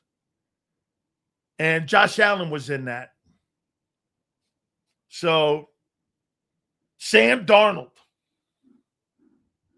Right? Sills has been raving about the Pro Bowl all year. Let me guess how the Hurts got named it doesn't mean shit. I didn't say that. He makes his bonus. You missed the point, Gabe, once again. Who says I didn't say it didn't mean shit? Who said I never said it doesn't mean shit? I'm the one on the other end, dumbass, that says it does matter. He's a 73rd alternate. Congratulations. Great. He gets to go. He gets to make his money. Phenomenal. If anybody thinks Jalen Hurts had a great year last year, Gabe, have at it, Jalenite. Have at it. Best example. Do you pay taxes because you want to or because you have to? Pro Bowl Hurts. Congratulations. I guess. Then again, dude, the Pro Bowl now, it's not really about going to the game anymore. Shedeur Sanders made it. Shedeur and Jalen. Congratulations. There you go. There's your 2 starting quarterbacks. I think it says all you need to say. Right? Jalen, no. Hey, don't say that out loud. Hurts didn't have a good season. People will tell you he did. And bullshit you and tell you he did. And that's why Brock Purdy outplayed his ass in the game. Brock Purdy outplayed him with stiffs. They don't even get a Hawaii trip. Is it in Orlando? Is that where they play the game? They play the game, I believe, in Disney. Purdy stinks. Got a winning record against you guys. Hurts is elite. Really. Whatever. Not going there. 5th alternate. Hey, make the team. It's all good, man. It's on your resume. I bet you Jordan had a lot to do with that. I'm talking Jordan Brand. But it's all good, man. Then again, that stuff is now politics. I'm not pissed off at it. I don't really give a shit. I'm glad. 26 Pro Bowl games will take place at the Moscone Center in San Francisco. Wow. Okay. So they're going to have that down at the that's right near my old radio station, KMBR, the Moscone Center. Really a cool place too, by the way. Yeah. Hurts is 2-0 against choke boy Joshie Poo. Wasn't talking about him, Junior. I'm talking about Brock Purdy, dickhead. How come all of your Hall of Fame friends say Jalen is elite? Dude, I'm not going to debate a Jalen Hurts elite. When your offense sucks and you fired another coordinator because of the guy. I mean, how many more coordinators are you going to can? Oh, I know. It's them. Yeah. Okay. Hey, listen. I'm very glad that you hired Sean Mannion.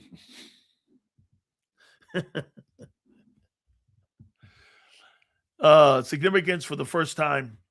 The Pro Bowl is directly integrated to the Super Bowl host city during the same week. Okay? Elite. 25 TDs, 6 interceptions. Great. That's not special.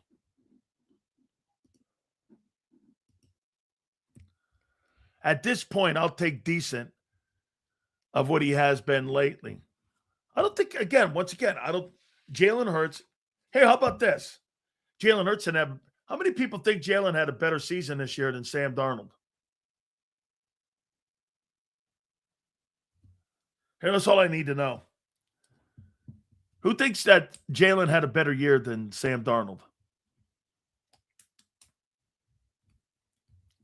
Who thinks that?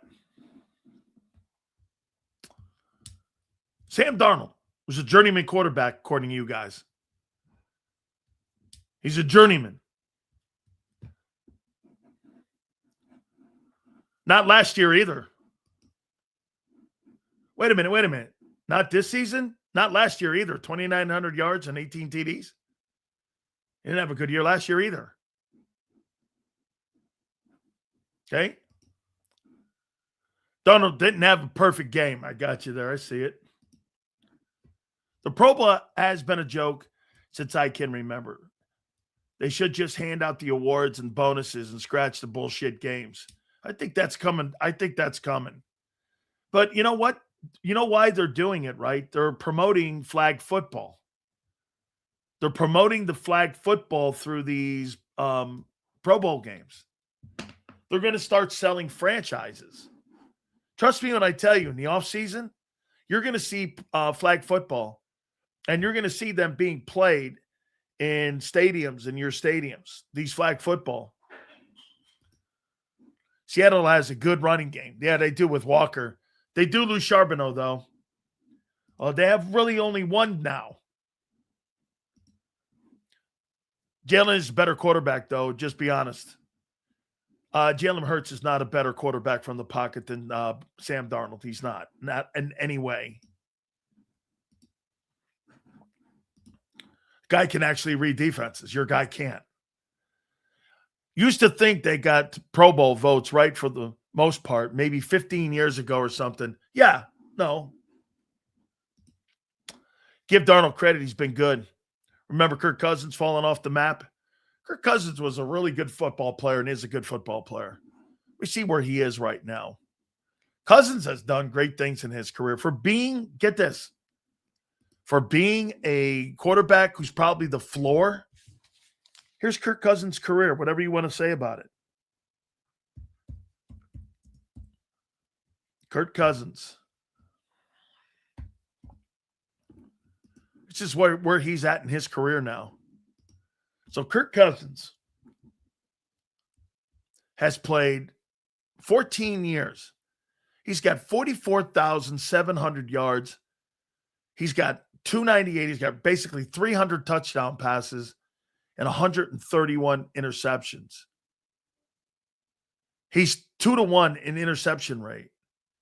He's got a 66 completion percentage, and his average numbers come out to 43.67, 29 touchdowns, 12 picks, and 576 attempts every year. He's got a winning record as a quarterback. He's 88-77. Kirk Cousins has been a hell of a quarterback. Okay? He's been a hell of a quarterback. Has he been an elite guy? No. But he's been a hell of a quarterback.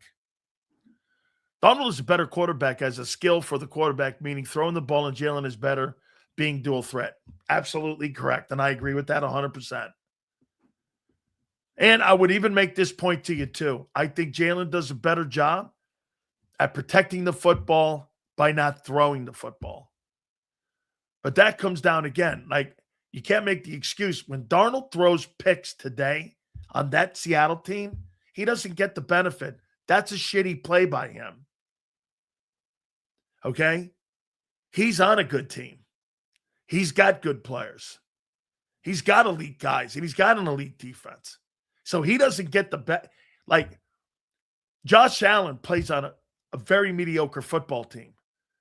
Darnold doesn't. So when he throws a picks, it can be catastrophic, the chances of them winning. So he can't. And when he turns the ball over, those are misfires. That's on him. You know, I will say this. That has followed him ever since Southern Cal. He threw a lot of picks in college. Here, and I'm going to show you something here. Let's take a look at this. I love doing this. It's one of my favorite things that I always do. So here, Sam Darnold, pre-draft scouting report.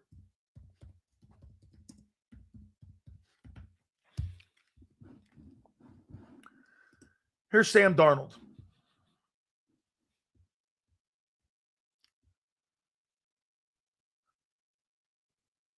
Here's Sam Darnold. What year was this? 2018. I just said it. Okay, here's Sam Darnold's. Let's see if he's gotten better. Strengths. Has desired NFL size. Thrusts his pocket and keeps his eyes downfield. Looks off safeties. Takes what defense is offering and won't overcomplicate it. I think that's very true. Scans the full field with his eyes. Doesn't get bogged down by a single target. Something Hurts has never mastered. Gets through progressions like a pro. Throws with desired anticipation and timing. Isolates deep ball opportunities on pre-snap. He can read a defense. There isn't a throw he fears. Impressive feel for the relationship between the target and defender. Trusts his arm and placement. Naturally accurate, tight spirals. His arm talent is uncorked and unmatched. Rifles to its hitches, swing passes, giving them time to operate. Has velocity, timing, accuracy to own the deep throw. Tough in and out of the pocket. Feels edge pressure great. Climbs away from the pocket and continues to look downfield. Shakes off sacks. Attempts throws with accuracy. Pacing when on the move. Completion percentage unaffected by blitz. Sudden progressions when faced with free running blitzes can pump and recalibrate on the fly. Tough runner, can make plays with his legs. Doesn't get shaken in in-game situation when mistakes are made. Tremendous leadership and poise. Here's his weakness. I think all those things are true about Sam Darnold. Elongated release is impossible to miss. Ball drops to his waist and arm pointed towards the ground. Pre-delivery windup gives defenders every clue to break on the throw. He telegraphs his throw. I still think he does that. Muscle memory may not allow for release correction. Turnover number and total is alarming. Finished 17 with 13 interceptions, 9 lost fumbles. Has 20 interceptions over the last 20 games. Decision-making and field vision were inconsistent this past season. That was his last year at USC. Has a tendency to rush throws. He does. Once the internal clock winds down, the closer he gets, to the play developing, again, a little bit between that last turn and him releasing the ball could be an issue. I see that sometimes still. Too much mustard on the throws. Lacks touch. How many of those short passes do you watch him throw? That's why there's not really a lot of good, like, tight end play from him, is because he doesn't really have touch throws. He's not a touch throw. Deep ball touch needs work. I think he's gotten better at that, but I think he's gotten better at that because of JSN. Took sacks when incompletions were available. Rarely slides in open field, which has to change. I think a lot of those things have kind of like followed him, and I don't really think any of those things have really changed with the player. I think I think the talent around him, once again, I think the talent around him and the coaching around him has made him a better football player, and a lot of those strengths have come out. And those weaknesses are still there. Like when you watch that first Rams game, and he had all those picks, I think he had 4 interceptions. Some of those were just shitty throws. And you were like, what's he thinking there, man? I mean, I think sometimes if you can rush him and hurry him up, that's pressure internally. That's like, tackle pressure. Get him up the field like Brady a little bit.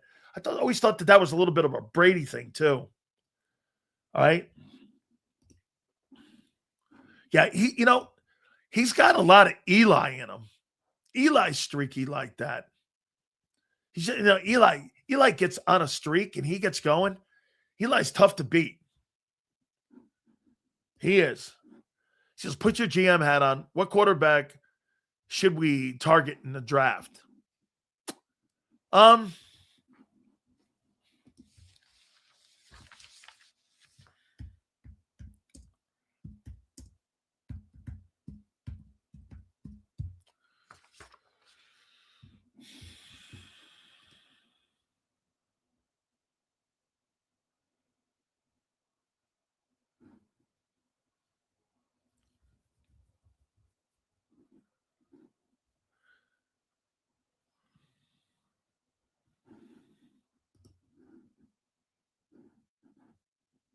I'll tell you, that kid from Baylor, that Sawyer Robertson, he's not a bad prospect. I saw him play last year, and I thought he was pretty good. I would look and do my due diligence on him. I don't know what the status is on Trinidad Chambers. Then again, another 6'1" guy. And here's the one thing about Diego Pavia. This guy's 5'10". That guy's an undrafted free agent in my book. 5'10"? No, thank you. I have no interest in that. Somebody's going to draft him high, though. I guarantee you somebody takes that guy high. He's not a first-round pick. Klubrick, the kid from Clemson, he's got all the NFL like intangibles, but I just thought he played poorly this year for Clemson. Carson Beck, I mean, I thought this kid, Garrett Nussmeier, was going to be like one of the top guys. I mean, Ty Robinson, he's going into the NFL draft, 6'2", 208.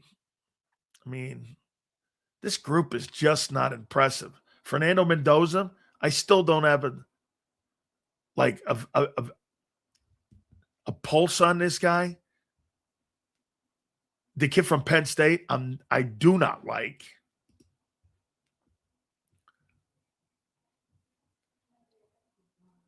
That kid from Houston's not awful.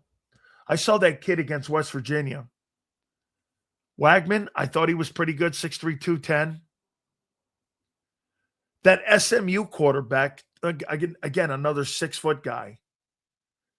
Is Gunnar Stockton really? I thought he was a young kid. 6'1" again, 215. These guys are not impressive. There's Tyler Van Dyke, the kid who was at Wisconsin.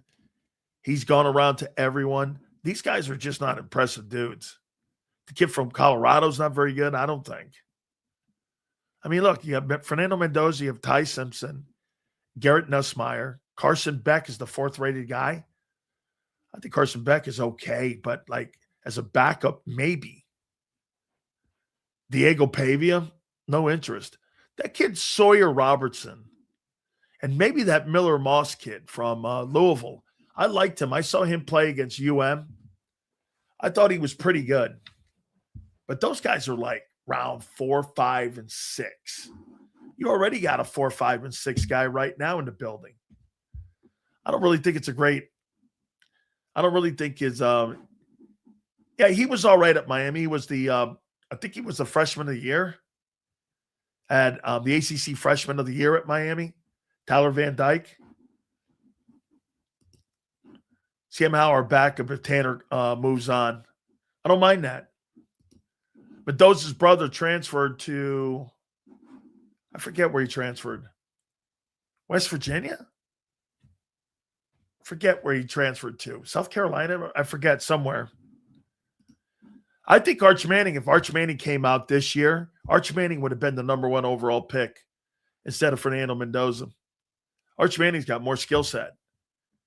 Arch Manning can run. He's a better runner. He's got a better arm talent. I thought he came on at the end of the year. He's going back because I think he wants to be the number 1 overall selection in the draft, 27. Or wait, yeah, 27. So I think that's one of the reasons why he went back. Yeah, the kid Sawyer Robertson, I actually saw him play. I think, if you're going to take a shot at a guy, that he's probably that dude that you would roll in there, maybe take a shot. I don't know. But I don't really feel there's anybody in there that I'm going, wow, this guy really looks good. He could be a steal. I don't really think it's a great quarterback class. And this thing was being pimped as a quarterback class. I have a feeling that the moves the Eagles made with the OC and quarterback coach hiring, they are setting up for Tanner to become the starter in 27 if things go bad. And I'm not hating on Hurts. I think a lot of things were set up with that hire. Once again, I want to make it clear on the hire. I'm Switzerland on it. It's just got a lot of question marks. It's a gigantic swing. This thing could turn out to be Bill Walsh, or this thing could turn out to be the worst hire in the history of the NFL. That's where you are in this. Guy's been a coach for 18 months. I mean, what do you want me to say? You want me to break down a guy who played ball, was a 3rd-round draft choice, and has been a coach for 18 months? Oh, he went to Georgia Tech? Thanks. His brother went to Columbus High School in South Florida too. And he was told by Kurt Signetti that he was not going to be the heir apparent. So he transferred to Georgia Tech. All right. Wouldn't be surprised to double dip at the O-line and D-line. Need cornerback. Yeah, you need more help in the O-line. You need, I think, some more depth in the defensive tackle. Depending on what you're going to do at edge with Jalen Phillips, I think that's going to be a conversation. So I would throw that in the room. I like the wide receiver at Baylor too, Josh Cameron. He reminds me of AJ. Big dude, physical guy. Another one of those guys for sure. We'll start doing that stuff next week. Arch is not better than the kid from Oregon. Really? The kid from Oregon? Dante Moore? Dante Moore blows. I have no interest in Dante Moore. Good, you keep him. Fine. Hey, you want to make a bet? Who gets drafted number 1 or goes in the 1st round? Dante Moore or Arch Manning? I'll put money on that. If the guy was so confident he was going to go in the 1st round, why didn't he? Hey, why didn't Dante Moore come out if he's a great quarterback? I mean, right? This guy was so good. Why didn't he leave? Plus, I question his character. I mean, Troy Aikman said it too. This is like Kenny Pickett draft for quarterbacks. Yeah, this looks like that kind of shit. That's Peyton's kid, right? No, it's Cooper's kid. It's the other brother. Eli and Peyton are his uncle. It's Cooper's kid. The kid who got hurt, who was a wide receiver, who got hurt at Ole Miss. And is kind of like the Manning's business guy. So it's like, yeah, that's Cooper's son.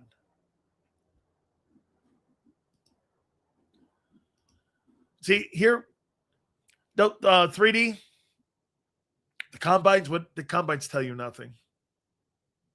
Who's the best track athlete? The combines are the stupidest shit going. It's good TV, but they're just stupid. Quarterback runs fast. Quarterback has nice throws.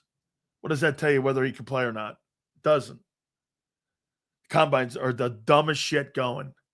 Now, you want to know if the guy can run, if he's fast, how explosive he is, some of that other shit. But at the end of the day, they tell you nothing. I'm not looking for the best track athlete. I'm looking for the best football player. Justin Herbert was projected top 10 and went back. Justin Herbert and Dante Moore. Okay. Combine reinforces the tape. Don't use that metric. Don't use that as a metric. I don't think it reinforces the tape at all. Tape supersedes everything. Is he a player or not? I can make the guy stronger. Who cares if he's a world-class athlete when it comes to speed? If the guy sucks. Tom Brady never matched up. His combine never matched his tape. Okay? Tom Brady won. I never matched the tape. As a matter of fact, you can make the argument with Hurts. Never matched the winning you saw what he did in college. Went to the combines. He didn't have a good combine. Hurts didn't have the greatest combine. Wasn't it Sanders that skipped a lot of the combine, avoiding the bad stats? Yeah. He put his tape on the line, and the tape wasn't good enough. Held the ball, never throws on time. Stuff that has followed him. I would say that that's true. All right, guys, let me pay some bills here again. Morgan & Morgan, the number one injury law firm in all of America for a reason, with over $26 billion recovered. Please do me a favor if you've ever been hurt on the job. Folks, this will be the easiest decision you ever make in your life. Go to forthepeople.com/big sales or pound law 529. That's forthepeople.com/big sales or pound law 529. And do me a favor. You tell them Big Sale sent you. There's a reason the flappy, flaily, inflatable tube man dominated the dance-off. Throw the money in the air. Throw the money in the air. Make it rain, count it up, put it there. Just like there's a reason Morgan & Morgan is America's largest injury law firm. Injured? With over $25 billion recovered for our clients, there's a reason to go big. Morgan & Morgan, America's largest injury law firm. Ignite your nights with free live entertainment daily, only at Live Casino and Hotel Philadelphia's Center Bar. 7 days a week, enjoy some of the region's top party bands, performers, and DJs as they take the stage in the heart of the casino action. Great cocktails, live music, and lively moments. It's all happening at Center Bar at Live Casino and Hotel Philadelphia. Visit livecasinophilly.com for more details and the complete list of upcoming events. Must be 21 or older. Gambling problem? Call 1-800-GAMBLER. This is Eric. When he got injured in a car accident, he called Morgan & Morgan. He not only gets a lawyer, he gets trial lawyers like Sam and Jessica, who are in it to win it. He gets his own investigators with briefcases, leather ones. And if you ever have questions, our customer service folks keep things rolling. Injured? We're your army. Morgan & Morgan, America's largest injury law firm. Welcome to the Jet Setters and the High Rollers, to the Shot Takers and the Tastemakers. Welcome to the Viewfinders, the Thrill Seekers, and the Night Owls. Welcome to everything you could possibly want on one 5-mile island. Welcome to the Wildwoods. Book your stay today. In our hometown, we all look out for each other. We go the extra mile to lend a helping hand. We step up to keep our communities going strong. And at Independence Blue Cross, we're here to keep you going strong.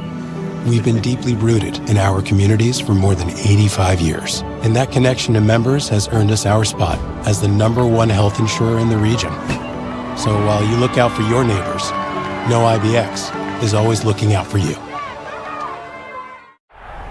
blocked well and tries to cut through the middle. Oh! Your gut says Miami is going to win, and you should take the over. Your gut also said your NFT selfies would only go up in value. They didn't. But your head is on Sports Grid and knows the QB is in concussion protocol. The backup has a 45 QBR against the zone coverage. The New York D has the most sacks in the league. So yeah, trust your head. It's smarter to be on Sports Grid. EAGLES. Eagles.